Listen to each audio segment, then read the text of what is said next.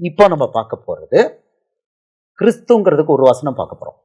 அதுக்கு ஒரு சில விளக்கத்தை நான் கொடுக்க போறேன். ஒரு சில விளக்கத்தை கொடுத்துட்டு அவர் விலை கொடுக்கிறதுக்கு பூமியில வந்தார். விலை கொடுக்கிறதுக்கு பூமியில வந்தார். எதுக்காக விலை கொடுக்க வந்தார்? இப்ப அது கேள்வி அதுதான். இது கொஞ்சம் கருகலானது. எதுக்காக விலை கொடுக்க வந்தார்? இதுல நீங்க காட்ஸ் கேரக்டரை புரிஞ்சுப்பீங்க. இப்ப நீங்க புரிய போற சீஷர்களுக்கு ரொம்ப நல்லா இருக்கும். இது காட்ஸ் கேரக்டரை புரிய போறீங்க. இந்த கொஞ்சம் ஹிஸ்டரி வரும். அதுல இருந்து இது இது வரைக்கும் வெளிப்படுத்தப்படாத மேபி இருந்திருக்க, ஏற்கனவே நான் பேசியிருந்திருக்கலாம். கொஞ்சம் டீப்பரா போகும். இப்ப நம்ம பார்க்க போறது கிறிஸ்து அப்படிங்கிறத ஒரு வசனத்தை நம்ம பார்த்துட்டு கிறிஸ்து ஏன் பூமிக்கு வந்தார், கிறிஸ்துனா தேவன், அவர் ஏன் பூமிக்கு வந்தார், ஏன் விலை கொடுத்தார், இதான் நம்ம பார்க்க போறோம். இப்போ ஒரு வசனம் எடுப்போம். மத்தேயு 1வது அதிகாரம் 1வது வசனம். சிம்பிள் தான். இதுல நான் ஃபர்தரா டீப்பா போக போறதில்ல, கிறிஸ்துங்கிறத டீப்பா போக போறதில்ல. ஏன்னா நம்ம பார்க்க போறது என்ன பார்க்க போறோம்னா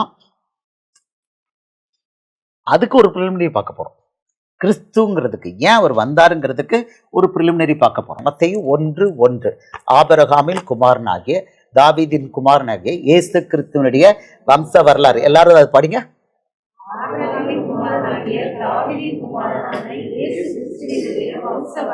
இதுல என்ன பெயர் வந்திருக்கு? இயேசுடைய வம்ச வரலாறு இல்ல.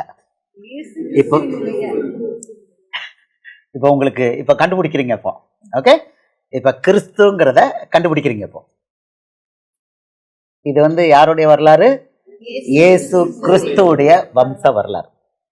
இயேசு கிறிஸ்துவுடைய வம்ச வரலாறு. இப்போ இயேசுவுக்கு 2 வம்ச வரலாறு இருக்கு. பிரிலிமினரிலே அதையும் உங்களுக்கு சொல்லி தந்துட்டார். 2 வம்ச வரலாறு இருக்கு. இது கிறிஸ்துனா இதுக்கு நான் இதுல இருந்து ஒரு விளக்கமே கொடுத்துருந்தேன். இதுல 42 பரம்பரை இருக்கு. இயேசு கிறிஸ்துவுடைய 42 பரம்பரை. இந்த 42 பரம்பரையும் ராஜாக்கள், இஸ்ரவேலுடைய ராஜாக்கள். இது யாருடைய வரலாறு? இயேசு கிறிஸ்து. கிறிஸ்துவுக்கு இன்னொரு பேர் என்ன தெரியுமா? யூதர்களுடைய ராஜா. கிறிஸ்துவுக்கு இன்னொரு பேரு மேசியா. கிறிஸ்துவுக்கு இன்னொரு பேரு தாவீதின் குமாரன். 3 மொத்தம் கிறிஸ்து, தாவீதின் குமாரன், மேசியா, தேவனுடைய குமாரன். இது அவ்வளோ ஒரே ஒரு அர்த்தம். he is a king, இஸ்ரவேலின் ராஜா, தேவன். ஸோ இந்த வரலாறு, இந்த வம்ச வரலாறுல இதுல நம்ம கொஞ்சம் பார்க்கலாம். மேபி இப்படி கூட பார்க்கலாம். 2 வம்ச வரலாறு கொஞ்சம் டீட்டெயிலாகவே அடுத்தது இதில் வேணா பார்க்கலாம். இதுல இருக்கிறது 42 பேருடைய வம்ச வரலாறு, அவ்வளவு பேர் ராஜாக்கள். அடுத்தது 2வது ஒரு வம்ச வரலாறு இருக்கு. அதை நான் உங்களுக்கு காமிக்கிறேன். 2வது வம்ச வரலாறு லூக்கா 3வது அதிகாரத்துல இருக்கு. லூக்கா 3வது அதிகாரத்துல அப்பொழுது இயேசு 23 லூக்கா 3:23 இருந்து ஆரம்பிக்கும். ஓகே, அப்பொழுது இயேசு என்னவா ஏறக்குறைய 30 வயது உள்ளவரானார். அவர் யோசேப்பின் குமாரன் என்று எண்ணப்பட்டார். அந்த யோசேப்பு யோலியின் குமாரன். நீங்க நல்லா கவனிங்க. இந்த பேர் என்ன இருக்கு? கண்டுபிடிச்சிட்டீங்க. நான் ஒரு தாழ்மையா நான் ஒரு டிக்ளரேஷன் பண்றேன். எனக்கே இப்பதான் ரெவலேஷன். இவர் என்ன அளவுக்கு வசனங்களை வச்சிருக்கிறாரு, அவருக்கு டீச் பண்ணும்போது அது கொடுக்குறாரு. எனக்கே இப்போ உங்களுக்கு நான் சொல்லிக்கிட்டே வரேன். எனக்கு ரெவலேஷன் இப்பதான். இங்க பேர் என்ன இருக்கு? இயேசு. அங்க என்னது? இப்ப புரிஞ்சுக்கிட்டீங்களா? இப்ப அப்போ யெகோவா சாட்சிகள்லாம் குருடா இருக்காங்க, கட்டட சபைலாம் குருடா இருக்காங்கன்னா அவர் ஒரு டைம் லைன் போட்டிருக்காரு. குருடா இரு, அவன் லெவலுக்கு அப்படியே இரு, போற போக்குல போ. ரோமர் 11:32 பார்த்தோம். எல்லார் மேலும் இரக்கமாயிருக்கத்தக்கதாக தேவன் எல்லாரையும் கீழ்ப்படியாமைக்குள்ளே கட்டி போட்டார். யூதர்களையும் புறஜாதிகளையும் என்ன பண்ணிட்டாருன்னா கீழ்ப்படியாமைக்குள்ளே கட்டி போட்டார்னு பார்த்தோம். 15 வருஷம் நானும் ஊழியம் பண்ணிக்கிட்டு இருக்கேன். வசனம் தான் பேசிட்டு இருக்கேன். ஆனா எப்போ வந்திருக்கு ரெவலேஷன்? இப்போ இன்னைக்கு இங்க நானே கண்ணாடி கழிச்சிட்டேன். எனக்கு இதாக இருக்குது, பக்தி விருத்தியா இருக்குது. இப்போ அதாவது கிறிஸ்துங்கிறத பேசுறதே ரொம்ப நாள், இவ்வளவு நாள் விடல, இவ்வளவு நாள் பேச விடல. இன்னைக்குதான் கிறிஸ்துங்கிற ரகசியம், கிறிஸ்துங்கிற ரகசியத்தை பேசுறதுக்கு இன்னைக்கு தான் சொல்லியிருக்கிறாரு. பேசுறதுக்கு ப்ரிலிமினரி பேசும்போதே போட்டு கொடுத்துட்டாரு. அங்க மத்தேயு 1:1 இயேசு கிறிஸ்துவுடைய வம்ச வரலாறு, ராஜ பரம்பரை. இங்க கிறிஸ்துவோட வம்ச வரலாறு. இதை பத்தி ஏற்கனவே மனுஷகுமாரனே வரலாறுன்னு பேச வச்சிருக்காரு. இங்க பாருங்க, இப்போ இதுல வருது பாருங்க. இப்போ அப்பொழுது இயேசு ஏறக்குறைய 30 வயது உள்ளவனார். அவர் யோசேப்பின் குமாரன் என்று எண்ணப்பட்டார். அந்த யோசேப்பு ஏலியின் குமாரன். வரிசையா வர்றாரு, இங்க வரிசையா பேர் வரும். ஏலி மாதாத்தின் குமாரன், மாதாத் லேவியின் குமாரன், லேவி மெல்கியின் குமாரன். அப்படியே வருது வருது. இதுல சில பேர்கள்லாம் மிஸ்ஸிங்கா இருக்கும். தாவீது பேர் வரும், அவங்க பையன் யார் பேர் வராது, சாலமோன் பேருக்கு பதில் நாத்தான் பேர். நாத்தான் அவன் பையன், வேற ஒரு பிள்ளை, வேற ஒரு பிள்ளை. அவனுக்கு தாவீதுமன் கிடையாது. வருஷம் இது மாதிரி வந்துட்டே இருக்கும். கடைசியில் பார்த்தீங்கன்னா, நான் கடைசி வசனத்துக்கு வரேன். இங்கே வந்து எங்கே முடியுது பார்த்தீங்கன்னா 37, 38 வரைக்கும் பாருங்க. கடைசியில் இங்கே பாருங்க. ஏனோ சேத்தின் குமாரன், சேத் ஆதாமின் குமாரன், ஆதாம் தேவனால் உண்டானவன். அப்போ இயேசுவோட வம்ச வரலாறுல, இயேசுவோட வம்ச வரலாறுல யார் வரைக்கும் வருது? அவர் நாள்ல இருந்து அந்த யோசேப்பு, அவங்க அப்பா யோசேப்பிலிருந்து எங்க வரைக்கும் வந்துருச்சு? ஆதாம் வரைக்கும் வந்துருச்சு. இது யாருக்கு வம்ச வரலாறுன்னா, மனுஷகுமாரன் அவர் ஒரு பிறவி எடுத்திருக்காரு. 80 வசனத்துக்கு மேல அவர் தன்னை மனுஷகுமாரன். இந்த டீச்சிங்ல அது கொஞ்சம் டீட்டெயில் டீச்சிங், இதை அதுலயும் பார்ப்போம். மனுஷகுமாரன், இயேசு மனுஷகுமாரன் அப்படின்னு. அங்க இயேசு என்ன வந்திருக்காரு? தாவீதின் குமாரனா, ஆபிரகாமின் குமாரனா, தாவீதின் குமாரனா வந்திருக்கிறார். ராஜ பரம்பரை. உன்னிடத்திலிருந்து ராஜாக்கள் தோன்றுவார்கள். ஆபிரகாம் மறையிலிருந்து தான் ராஜாக்கள் தோன்றினாங்க, இஸ்ரவேலின் ராஜாக்கள். ராஜ பரம்பரை, அந்த பரம்பரையும் பார்ப்போம். இப்ப பாருங்க, இந்த டிஃபரன்ஸ் உங்களுக்கு இப்ப இது ரெண்டு தெரியும் பொழுது இன்னும் கொஞ்சம் அடிஷனலாவும் சொல்லித்தரேன். அது ப்ரிலிமினரிலையும் சொல்லித்தரேன். சொல்லிட்டு இவர் வந்து வேலை கொடுக்க வந்தார். மறுபடியும் மத்தேயு 1வது அதிகாரத்துல வருவோம். கடகடன் அதுல பார்ப்போம். சொல்றாரு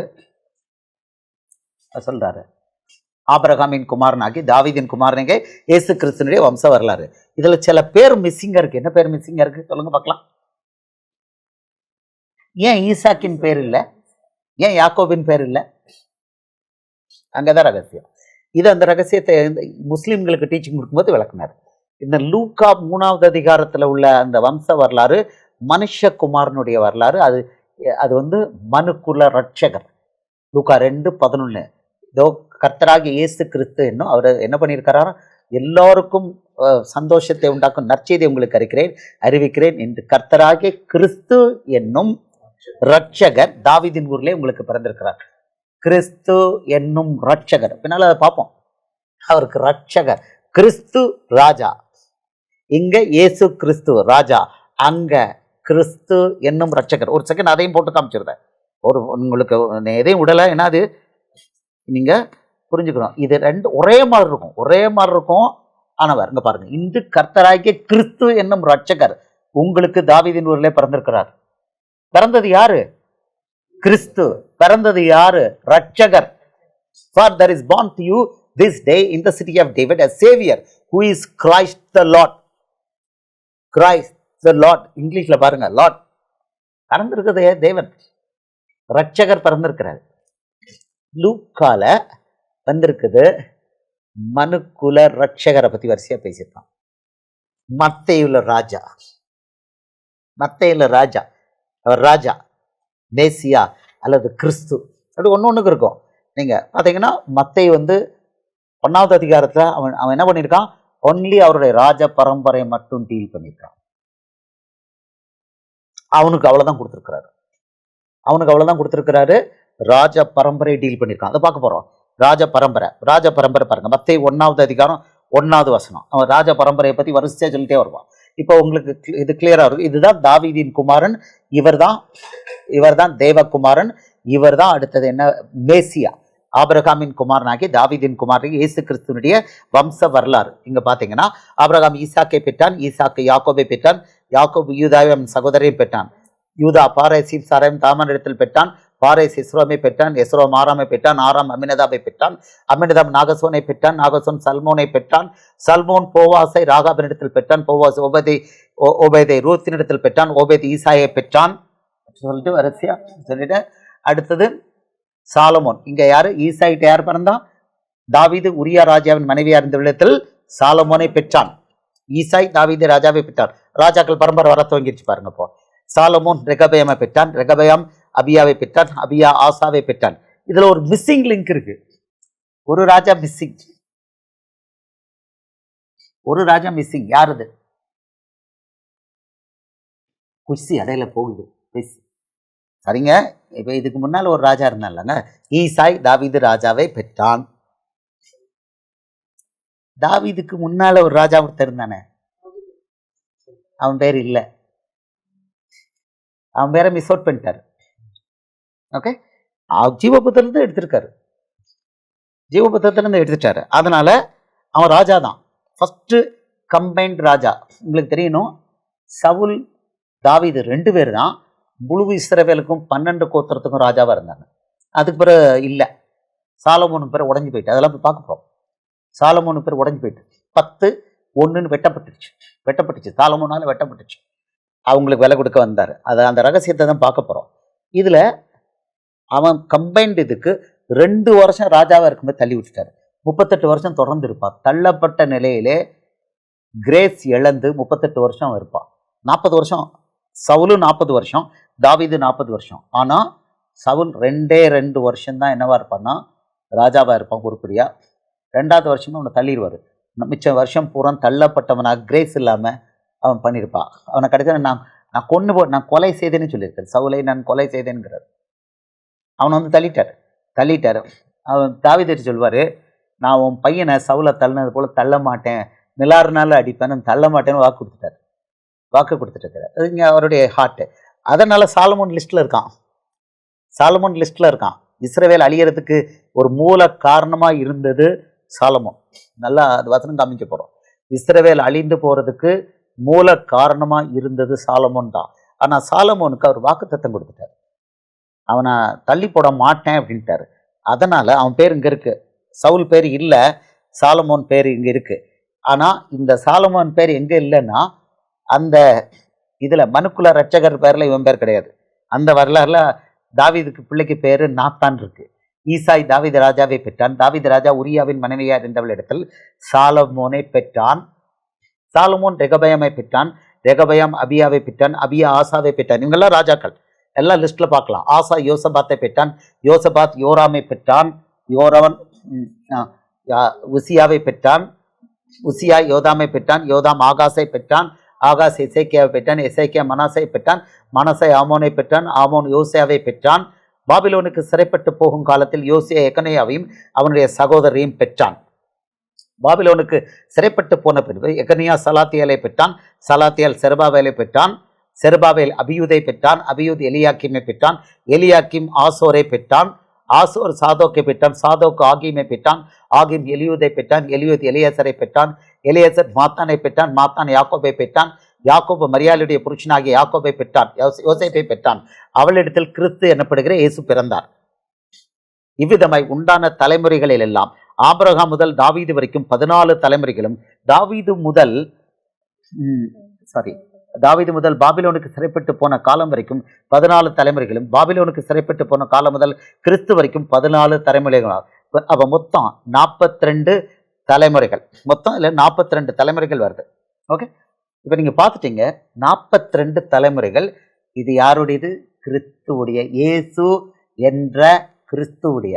இயேசு கிறிஸ்துனா 2 பேர். இது இயேசு என்ற கிறிஸ்துவுடைய. கிறிஸ்துனா தேவன், கிறிஸ்து ராஜா, இஸ்ரவேலின் ராஜா.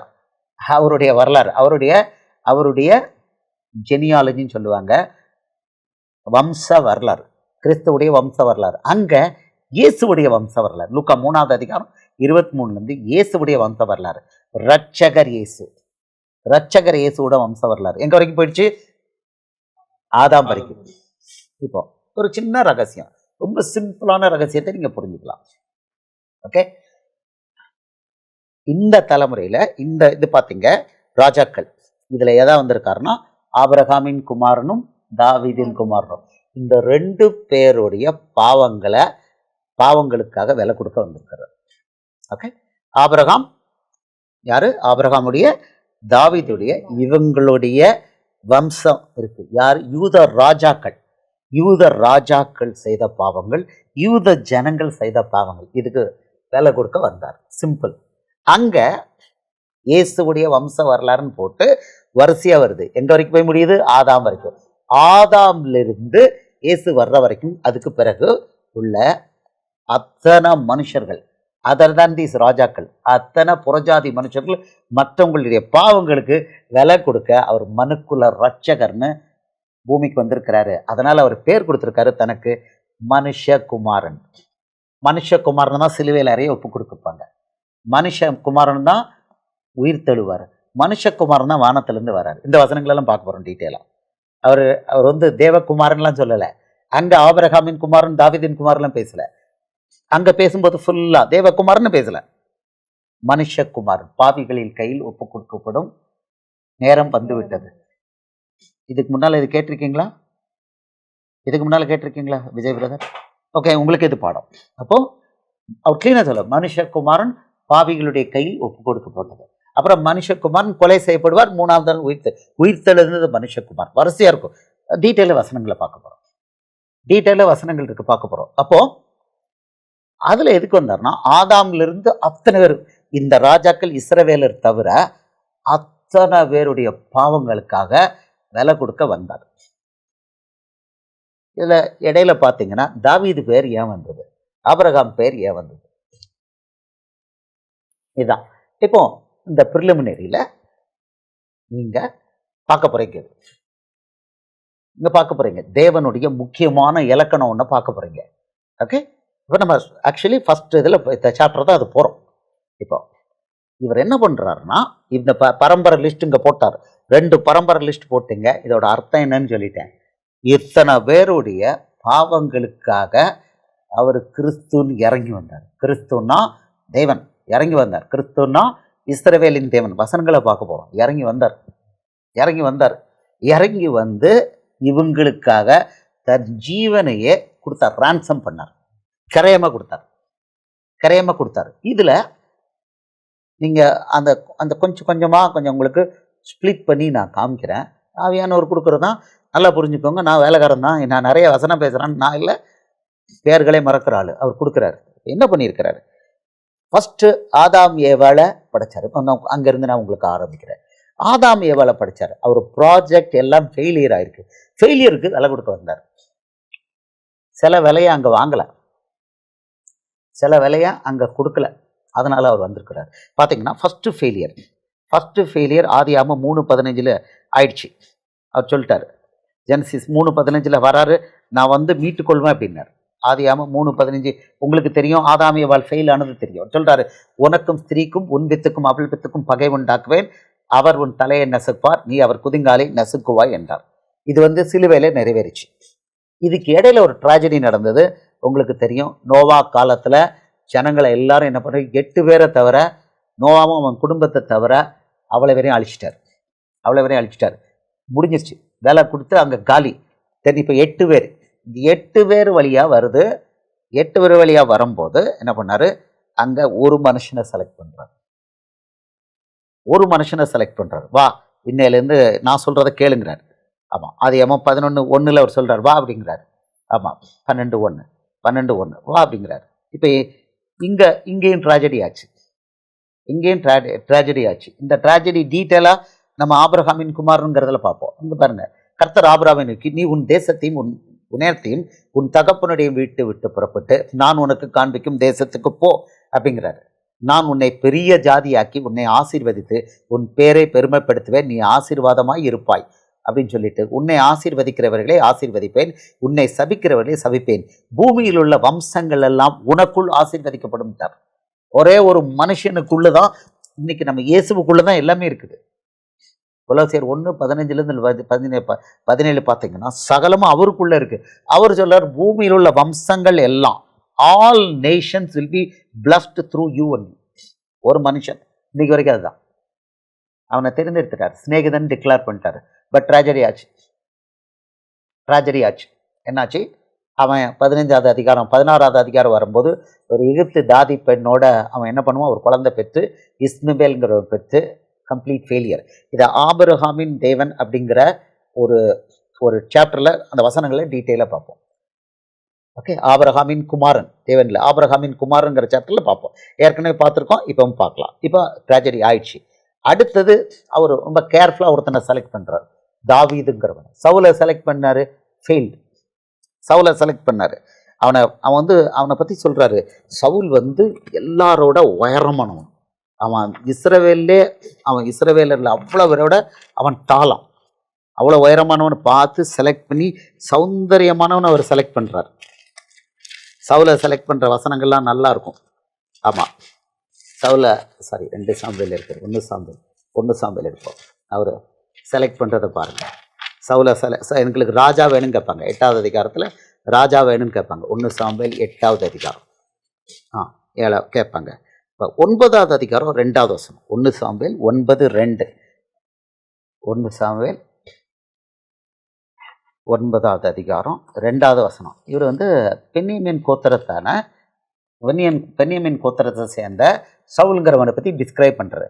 அவனுக்கு சவுல் என்னும் பெயர் உள்ள சௌந்தரியமான வாலிபனாகிய ஒரு குமாரன் இருந்தான்.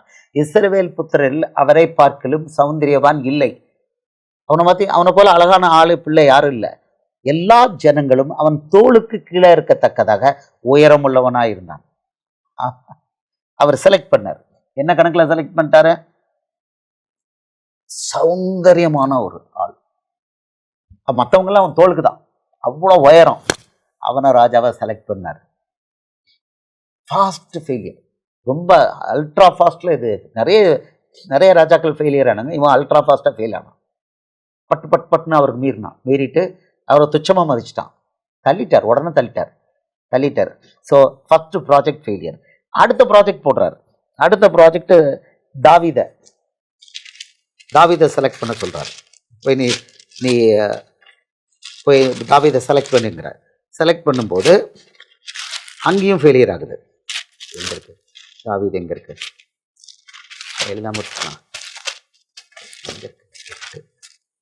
இதில் எழுதாம இருக்கேன். ஓகே, சில சமயம் நானும் ஓகே 16வது அதிகாரம். 1 சாமுவேல் 16வது அதிகாரத்துக்கு வாங்க. இங்கே அவர் அனுப்புறாரு, நீ எவ்வளோ நாளுக்கு சவுல் வந்து விழுந்து போனதை பற்றி நீ உரி பண்ணிக்கிட்டு இருப்ப, போ எடு தைல குப்பி எடு அப்படிம்பார். தைல குப்பி எடுத்துகிட்டு போ, ஈசாயின் குமாரத்தில் உனக்கு நான் அனுப்புகிறேன் அப்படிங்கிறார். ஆமாம், அவர் நீங்கள் பர்சனலாக அவர் ஹேண்டில் பண்ணுறதை பாருங்கள். இப்போ பிள்ளைகள் சீஷர்கள் எல்லாம் இது வந்து வரலாறு.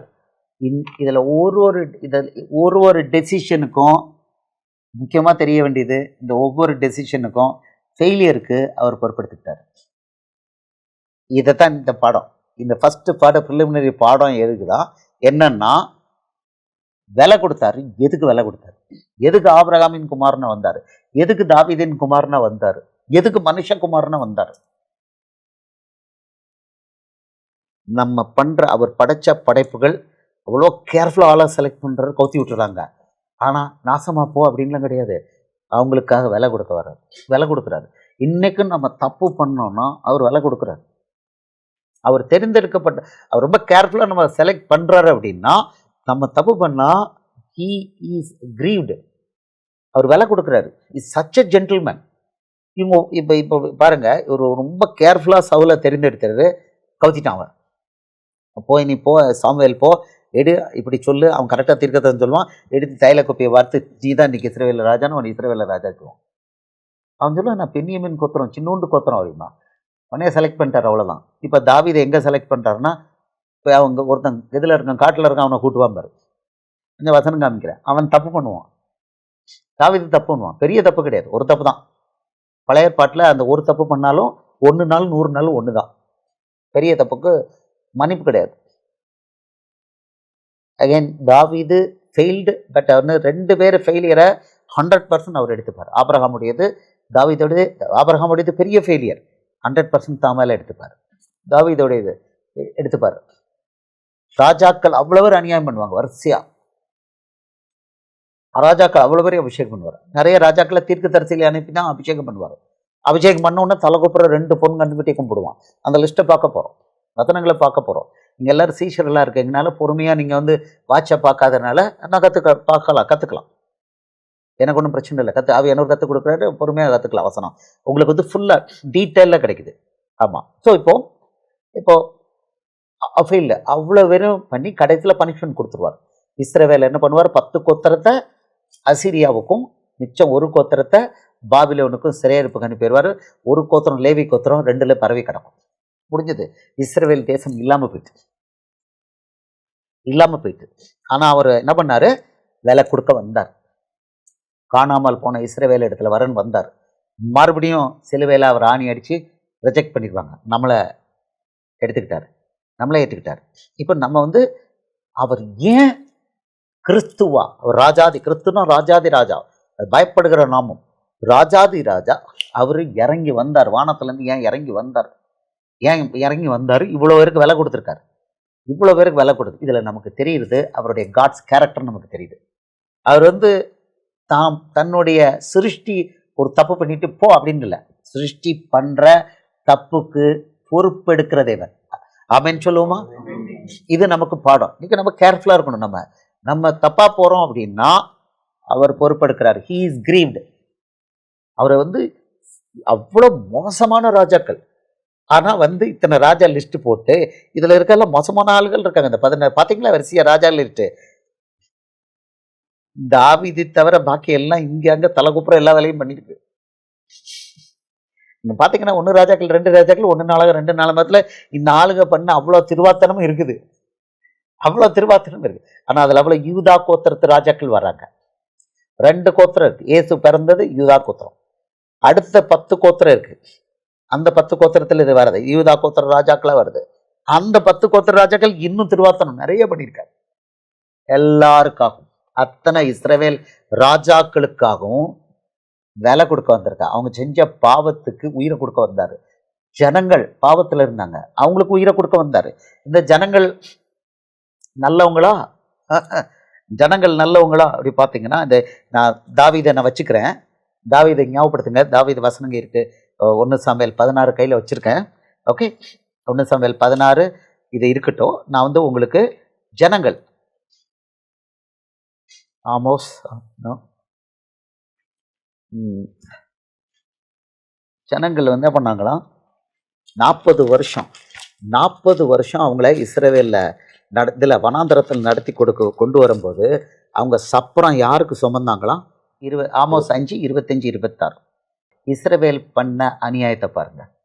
சொல்றாரு, இஸ்ரவேல் வம்சத்தாரே, நீங்கள் வனாந்தரத்தில் இருந்த 40 வருஷம் வரையில் பலிகளையும் காணிக்கைகளையும் எனக்கு செலுத்தினீர்களோ அப்படின்னு சொல்லிட்டு அடுத்த வசனத்தில் சொல்றாரு, நீங்கள் உங்களுக்கு உண்டாக்கின மோளோகுடைய கூடாரத்தையும் உங்கள் தேவர்களின் நட்சத்திர ராசியாகிய உங்கள் சொரூபங்களின் சப்பரத்தையும் சுமந்து வந்தீர்களே.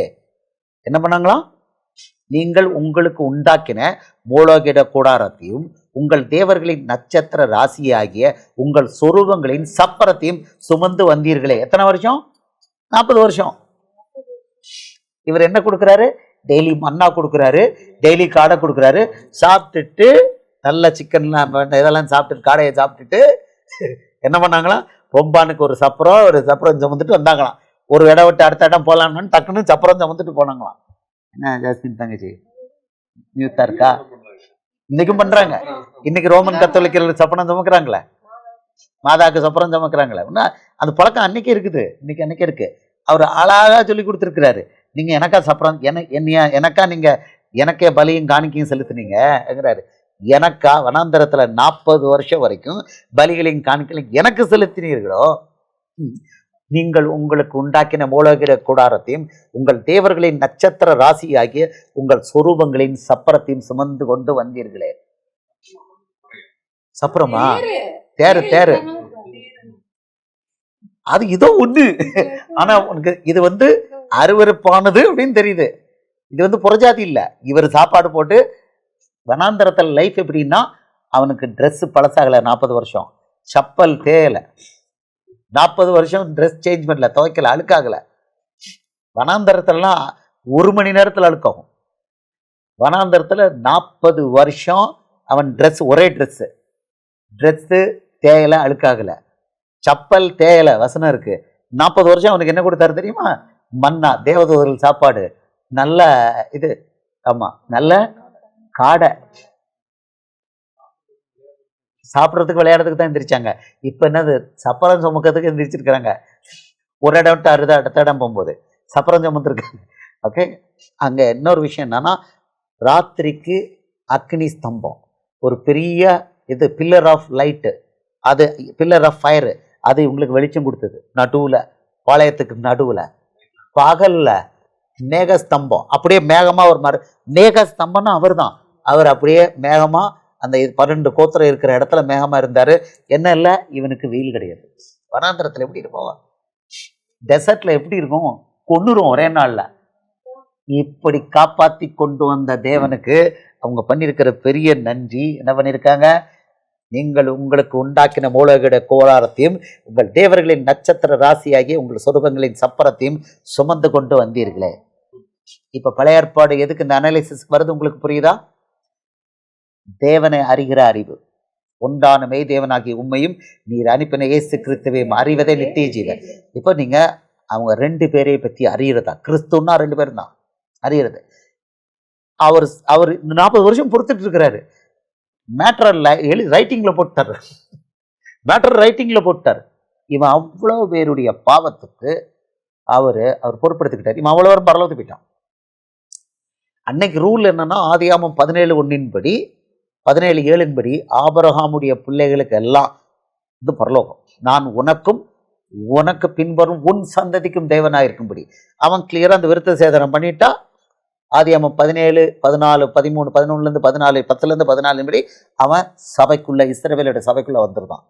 அவ்வளோதான். அப்புறம் அந்த மினிமம் வேலை, ஓய்வு நாளை கடைபிடிக்கணும், அவ்வளோதான். அவனுக்கு பரலோகம். இவ்வளோ பாவத்தில் இருக்கிறவனுக்கு பரலோகம் கொடுத்தாரு. ராஜாக்கள் அவன் பண்ண திருவாத்தனத்தை நம்ம லிஸ்ட்ல பார்க்க போறோம். அத்தனை பேரும் இதை கும்பிட்டான். 2 பொண்ணு கண்ணுக்குட்டிய 239 இயர்ஸ் நான் ஸ்டாப்பா கும்பிட்டாங்க. இஸ்ரவேலின் தேவன் பொண்ணு கண்ணுக்குட்டியை கும்பிட்டாங்க. உங்களுக்கெல்லாம் ஏதோ ஆச்சரியமா இருக்கிற மாதிரி இருக்கும். இன்னைக்கு அவங்க எல்லாம் இப்ப கட்டட சபைக்காரங்களும் கும்பிடுறது என்னது, அவங்களும் பொண்ணு கண்ணுக்குட்டியை தான் கும்பிடுறாங்க. கட்டட சபைக்காரங்க 2 பொண்ணு கண்ணுக்குட்டியை கும்பிடுறாங்க. ஒன்று கல்யாணம், 2வது கேலே சாமிக்கு காமிக்கிறது கல்லறை தோட்டம். கல்யாணம் கல்லறை தோட்டத்துக்கு தான் அவங்க சர்ச்சுக்கு போறாங்க. 2 பொண்ணு கண்ணுக்குட்டிக்கு இவங்களும் கும்பிடுறாங்க. ஆனால் அன்னைக்கு அவங்களுக்கு ஃப்ரீ பரலோகம். அல்ல, ராஜாக்கள் அவருக்கு எதிராக அவ்வளோ அநியாயம் பண்ணாங்க. தீர்க்கதரிசிகளை கொன்னாங்க, வார்னிங் கொடுத்த தீர்க்கதரிசிகளை கொன்னாங்க. பரலோகம் அவங்களுக்கு கொடுத்தாரு. அவங்க அவ்வளவு பேருடைய பாவத்தை மீறுதலை அவர் எடுத்து வந்து அவங்களுக்கு விலை கொடுத்தாரு. என்ன விலை கொடுத்தாரு? கிறிஸ்துன்னு வந்து விலை கொடுத்தாரு. மேசியா என்றும் கிறிஸ்துன்னு சொல்லி விலை கொடுத்தாரு. இந்த ராஜாக்கள் லிஸ்ட்டை பார்த்தீங்கன்னா, ராஜாக்கள் இப்போ நீங்கள் பார்த்தீங்க, இப்போ ஃபர்ஸ்ட் பார்த்துட்டீங்க ஆதாம் ஏவாள் பார்த்துட்டீங்க, அடுத்தது இவரை ஆபிரகாம் பார்த்தீங்க. இப்போ நீங்கள் சவுலை செலக்ட் பண்ணதை பார்த்தீங்க. இப்போ நம்ம ஆபிரகாமை செலக்ட் பண்ணி இப்போ அவருடைய ப்ராஜெக்ட் ஃபெயிலியர்ஸை பார்ப்போம். அவருடைய ப்ராஜெக்ட் ஃபெயிலியர்ஸ் இப்போ 1 சாமுவேல் 16வது அதிகாரத்துக்கு வருவோம். இங்கே அவர் என்ன பண்ணுறாரு, கூப்பிடுறாரு.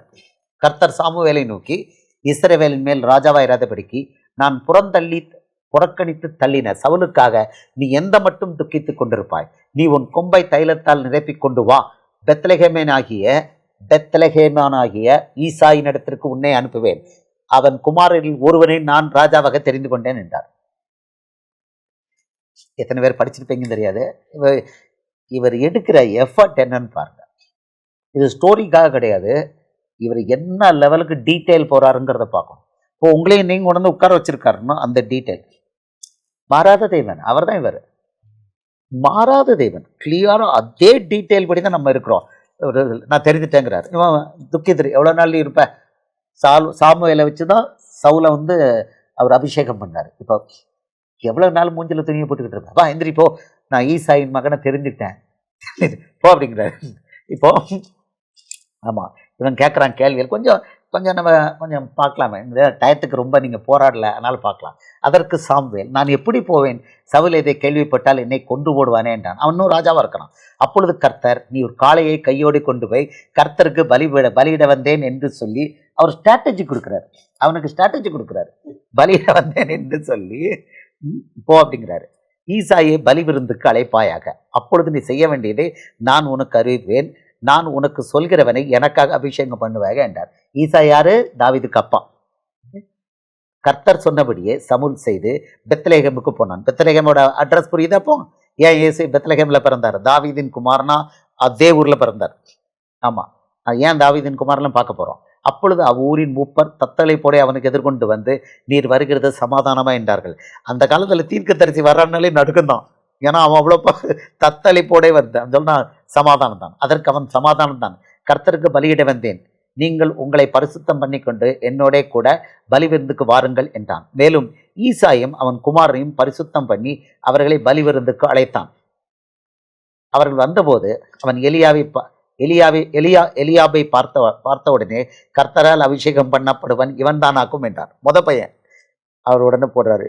கர்த்தர் சமூவேலை நோக்கி, நீ இவனுடைய முகத்தையும் இவனுடைய சரீர வளர்ச்சியும் பார்க்க வேண்டாம், நான் இவனை புறக்கணித்தேன். மனுஷன் பார்க்கிறபடி பாரேன், மனுஷன் முகத்தை பார்ப்பான், கர்த்தரோ இருதயத்தை பார்க்கிறார் என்றார்.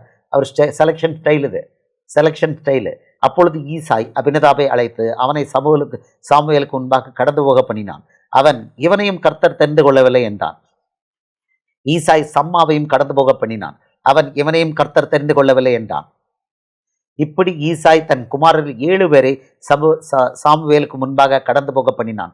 பின்பு சாமுவேல் ஈசாயை பார்த்து, கர்த்தர் இவர்களில் ஒருவனையும் தெரிந்து கொள்ளவில்லை என்று சொல்லி, உன் பிள்ளைகள் இவ்வளவுதானா என்று ஈசாயை கேட்டான். அதற்கு அவன், இன்னும் எல்லாருக்கும் இளையவன் ஒருவன் இருக்கிறான், அவன் ஆடுகளை மேய்த்து கொண்டிருக்கிறான் என்றான். அப்பொழுது சாமுவேல் ஈசாயை நோக்கி, ஆள் அனுப்பி அவனை அழைப்பி, அவன் இங்கே வரும் மட்டும் நான் பந்தி இருக்க மாட்டேன் என்றான்.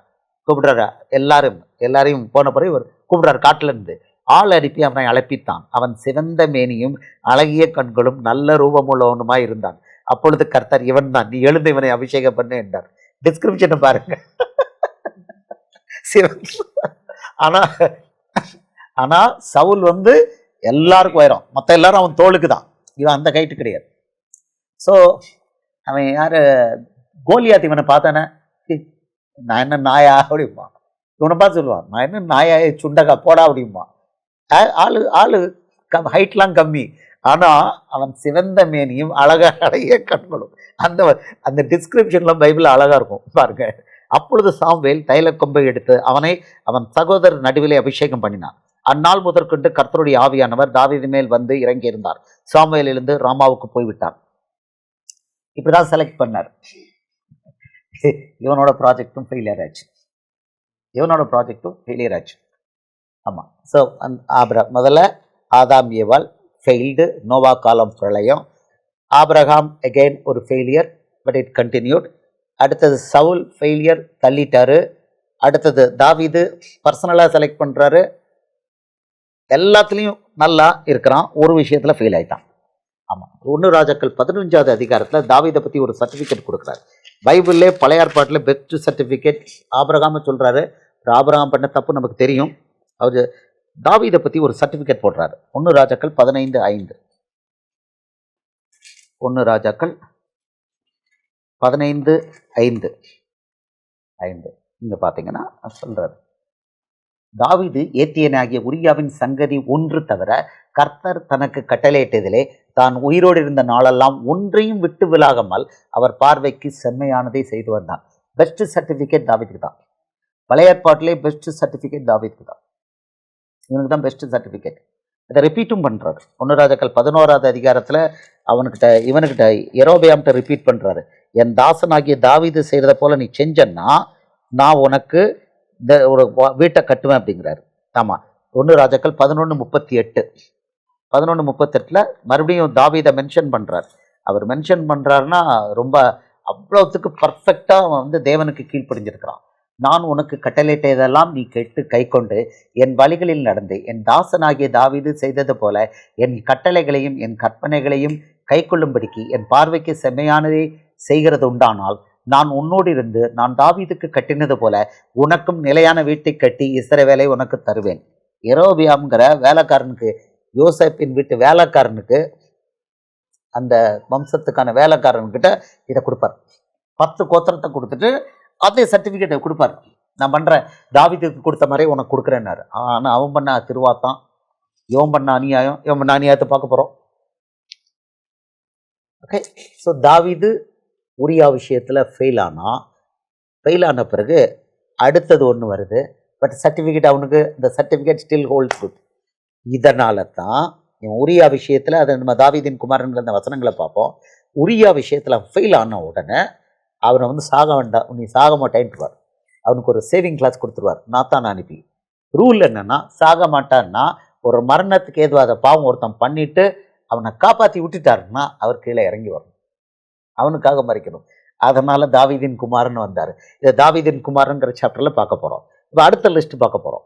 ஏன் கிறிஸ்துங்கிற பேர் வச்சு, கிறிஸ்துனா தேவன், ஏன் இறங்கி வந்தார்? ஒரு லிஸ்ட்லாம் ஒன்று ஒன்றா பார்த்துக்கிட்டே வரீங்க, ஒன்று பார்த்துட்டே இருக்கு. இப்போ அடுத்தது இவன் பையன் சாலமோன். இந்த சாலமோனை தள்ளி விட மாட்டேன்னு சர்டிஃபிகேட் கொடுத்துருவார், கை கட்டிடுவார். அவனை நான் தள்ளி விட மாட்டேன், ஆனால் மிலாட்டினால அடிப்பேன், ஆனால் வந்து நான் தள்ளி விட மாட்டேன்ருவார். அவனுக்கு வந்து ஃபுல் இது ப்ரொடெக்ஷன் கொடுத்துருவார். 1 நாளாகமம் 17வது அதிகாரம் 12, 13.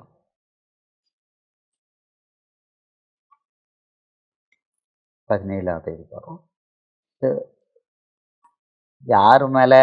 தாவீது மேலே அவ்வளோ அன்பாக இருக்கப்பே அவன் கீழ்ப்படிய போய் அவர் வந்து என்ன ஒரு இது கொடுத்துட்டாரு, ஒரு கேரண்டி கொடுத்துட்டாரு. இவன் என்னதான் பண்ணாலும் இவனை தான் தள்ளி விட மாட்டேன்ட்டார். அதில் நடந்த ட்ராஜடியை பார்க்க போகிறோம். we are looking at human history. இப்போ we are looking at human history with reference to the Bible God. ஆமாம், பைபிள் காட். ஏற்கனவே அவர் என்ன பண்ணிட்டார், இவனை ஆபிரகாம் மட்டும் செலக்ட் பண்ணி பாக்கியை தள்ளிட்டார். அந்த பரம்பரையில் வரிசையாக பார்க்குறோம். இப்போ பாருங்கள், இதில் வர்றாரு. ஆமாம், அவன் சாலமோனை பற்றி சொல்கிறாரு. அவன் எனக்கு ஒரு ஆலயத்தை கட்டுவான், அவன் சிங்காசனத்தை என்றைக்கும் நிலைக்க பண்ணுவேன் சொல்லிட்டார். நிலைக்க பண்ணுவேன்ட்டார். நான் அவனுக்கு பிதாவாக இருப்பேன், அவன் எனக்கு குமாரனாக இருப்பான். உனக்கு முன்னிருந்தவனை விட்டு என் கிருபையை நான் விலக்க பண்ணினது போல அவனை விட்டு விலக்க பண்ணாமல், அதாவது சவுலை தள்ளி விட்டார், அதை போல பண்ண மாட்டேன் அப்படிங்கிற பண்ணிட்டு அவனை என் ஆலயத்திலும் என் ராஜ்யத்திலும் என்றென்றைக்கும் நிலைக்க பண்ணுவேன், அவனுடைய ராஜாசனம் என்றென்றைக்கும் நிலை பெற்றிருக்கும் என்று சொல் என்றார். ஆமென் சொல்லுமா? அவனுடைய ராஜாசனம் என்னென்றைக்கும் நிலைத்திருக்குன்ட்டார். இதை என்ன நடந்தது, இந்த ட்ராஜடியை நீங்கள் பார்க்கணும், ட்ராஜடியை பார்க்கணும். ஆமாம், இப்போ இதில் 2 சாமுவேல் 7வது அதிகாரத்துலையும் பார்க்கலாம். 2 சாமுவேல் 7வது அதிகாரம் வாங்க. ஓகே, சொல்கிறாரு, உன் நாட்கள் நிறைவேறி நீ உன் பிதாக்களுடைய நித்திரை பண்ணும்போது, தாவீதிட்ட பேசுகிறார், நான் உனக்கு பின்பு உன் கற்ப பிறப்பாகி உன் சந்ததியை எழும்ப பண்ணி அவன் ராஜ்யத்தை நிலைப்படுத்துவேன் சொல்லிட்டாரு. அவன் என் நாமத்திற்கென்று ஒரு ஆலயத்தை கட்டுவான், அவன் ராஜ்யபாரத்தின் சிங்காசனத்தை என்றென்றைக்கும் நிலைக்க பண்ணுவேன் அப்படி சொல்லிட்டார். சொல்லிட்டு நான் அவனுக்கு பிதாவாக இருப்பேன், அவன் எனக்கு குமாரனாக இருப்பான். அவன் அக்கிரமம் செய்தால் நான் அவனை மனுஷருடைய மிலாத்தினாலும் மனுபுத்தருடைய அடிகளினாலும் தண்டிப்பேன். இந்த மாதிரி ஒரு வசனம் மொத்த பைபிள் இங்கே தான் பழைய ஏற்பாட்டில். நம்பர் 1, நான் அவனுக்கு பிதாவாக இருப்பேன், அவன் எனக்கு குமாரனாக இருப்பான். இது வேற எங்கேயுமே கிடையாது, பழைய ஏற்பாட்டில் எங்கேயும் கிடையாது. ஆனால் எங்கேயாவது ஒரு இடத்துல மகனேன்னு அவனை கூப்பிட்டார கிடையாது, அவன் அப்பான்னு கூப்பிட்டானு கிடையாது. அந்த அளவுக்கு நான் ரைட்ஸ் கொடுக்குறேன்னாரு, நான் கொடுக்குறேன் அப்படின்னாரு. என்ன ரைட் பாருங்க, இப்போ கொடுக்குற அதே கிருபை, இது வந்து பழைய ஏற்பாட்டில் கிடையாது, வேற யாருக்கும்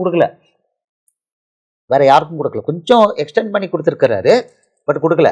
அவர் சொல்றாரு, நான் அவன் அக்கிரமம் செய்தால், அக்கிரமனா இவருக்கு விரோதமாக பாவம் செய்தால், நான் அவனை மனுஷருடைய மிலாட்டினாலும் மனுபுத்தருடைய அடிகளினாலும் தண்டிப்பேன். ஆனால் அவனை தள்ளி விட மாட்டேன். உனக்கு முன்பாக நான் தள்ளிவிட்ட சவுலிடத்திலிருந்து நான் கிருபை விலக்கினது போல அவனை விட்டு விலக்க மாட்டேன், கேரண்டீட் விலக்க மாட்டேன் அப்படின்னு சொல்லிட்டு, உன் வீடும் உன் ராஜ்யமும் என்றென்றைக்கும் உனக்கு முன்பாக திறப்பட்டிருக்கும், உன் ராஜாசனம் என்றென்றைக்கும் நிலை பெற்றிருக்கும் என்றார் என்று சொல்ல சொன்னார். கொடுத்தார். யாருக்கு? தாவீதுக்கு நிச்சய கிருபையை கட்டளையிட்டு நாத்தான் அனுப்பி இந்த பிளஸ்ஸிங்கை ஆர்டர் பண்ணிட்டார், பிளஸ்ஸிங்கை சொல்லிட்டார். இந்த பிளஸ்ஸிங் எப்போ? சாலமோன் பெரிய பிள்ளையா இருக்கிறான். சாலமோன் எந்த வழியா வந்தான்? உரியாவுடைய மனைவி வழியா வந்தான், பாவத்தின் வழியா தான் வந்திருக்கான். அவன் அங்கே மன்னிச்சிருக்கிறாரு, அடுத்தது இங்கே வருது, கொடுக்குறேன் அப்படின்ட்டார். he was so pleased with David. கொடுத்துட்டாரு. இப்போ சாலமோன் ராஜாவாயிட்டான். சாலமோன் ராஜாவாகி அவன் அவன் வந்து இது தேவாலயம் கட்டுறான். கட்டி முடித்த உடனே என்ன ஆகுதுன்னா, வசனம் சொல்லுது, அந்த தேவாலயத்துக்குள்ள இவங்க யாரும் உள்ள போக முடியல. பாருங்க, சாலமோன் ஜெபம் பண்ணி முடிக்கிற போது அக்கினி வானத்திலிருந்து இறங்கி சர்வாங்க தகன பலியும் மற்ற பலிகளையும் பட்சித்து கர்த்தருடைய மகிமையும் ஆலயத்தை நிரப்பிற்று. கர்த்தருடைய ஆலயத்தை நிரப்பினதுனால் ஆசாரியர்கள் கர்த்தருடைய ஆலயத்துக்குள் பிரவேசிக்க கூடாது இருந்தது.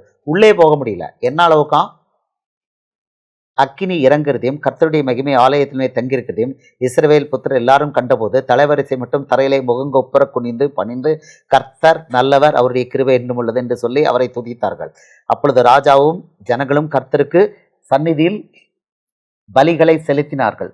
இதில் பார்த்தீங்கன்னா இதில் வந்து அதை அவங்க அந்த ஆசாரியர்களே ஆலயத்துக்குள்ளே போக முடியல. கர்த்தருடைய மகிமை அந்த 2வது வசனம் தான்.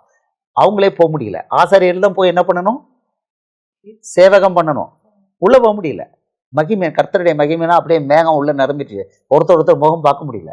ஒரு ஸ்டெப் அடுத்த ஸ்டெப் எடுத்து வைக்க முடியல. அந்த மாதிரி மகிமை நிரம்பிடுச்சு. இப்படி இருந்தது. அப்புறம் டைரெக்டாக வந்துட்டு பேசுவார்.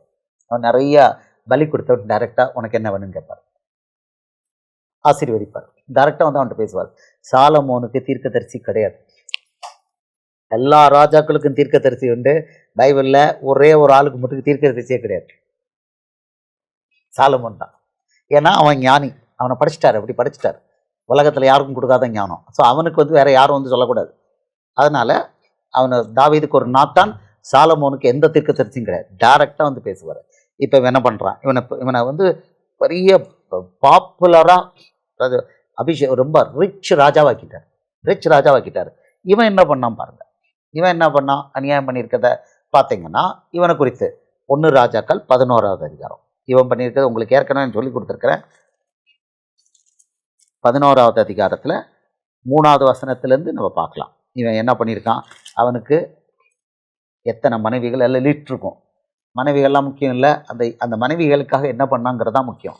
அதில் அவனுக்கு 1லேருந்தே பார்க்கலாம். 1வது வசனத்திலேருந்து இதில் வந்து அவர் ரெக்கார்ட் பண்ணியிருக்கிறார்.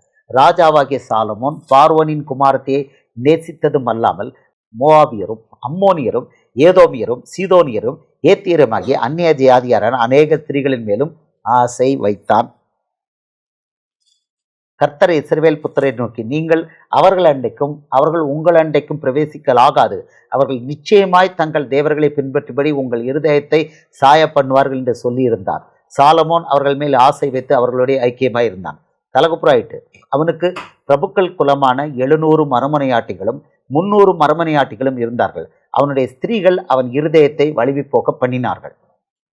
சாலமோன் வயது சென்றபோது அவனுடைய மனைவிகள் அவன் இருதயத்தை அந்நிய தேவர்களை பின்பற்றும்படி சாய பண்ணினார்கள். அதனால் அவனுடைய இருதயம் அவன் தகப்பனாகிய தாவீதின் இருதயத்தை போல தன் தேவனாகிய கர்த்தருடைய உத்தமமாய் இருக்கவில்லை. சாலமோன் சீதோனியரின் தேவியாகிய அஸ்தரோத்தையும் அம்மோனியரின் அருவருப்பாகிய மில்கோமையும் பின்பற்றினான். சாலமோன் தன் தகப்பனாகிய தாவீதை போல கர்த்தரை பரிபூர்ணமாய் பின்பற்றாமல் கர்த்தரின் பார்வைக்கு பொல்லாப்பானதை செய்தான்.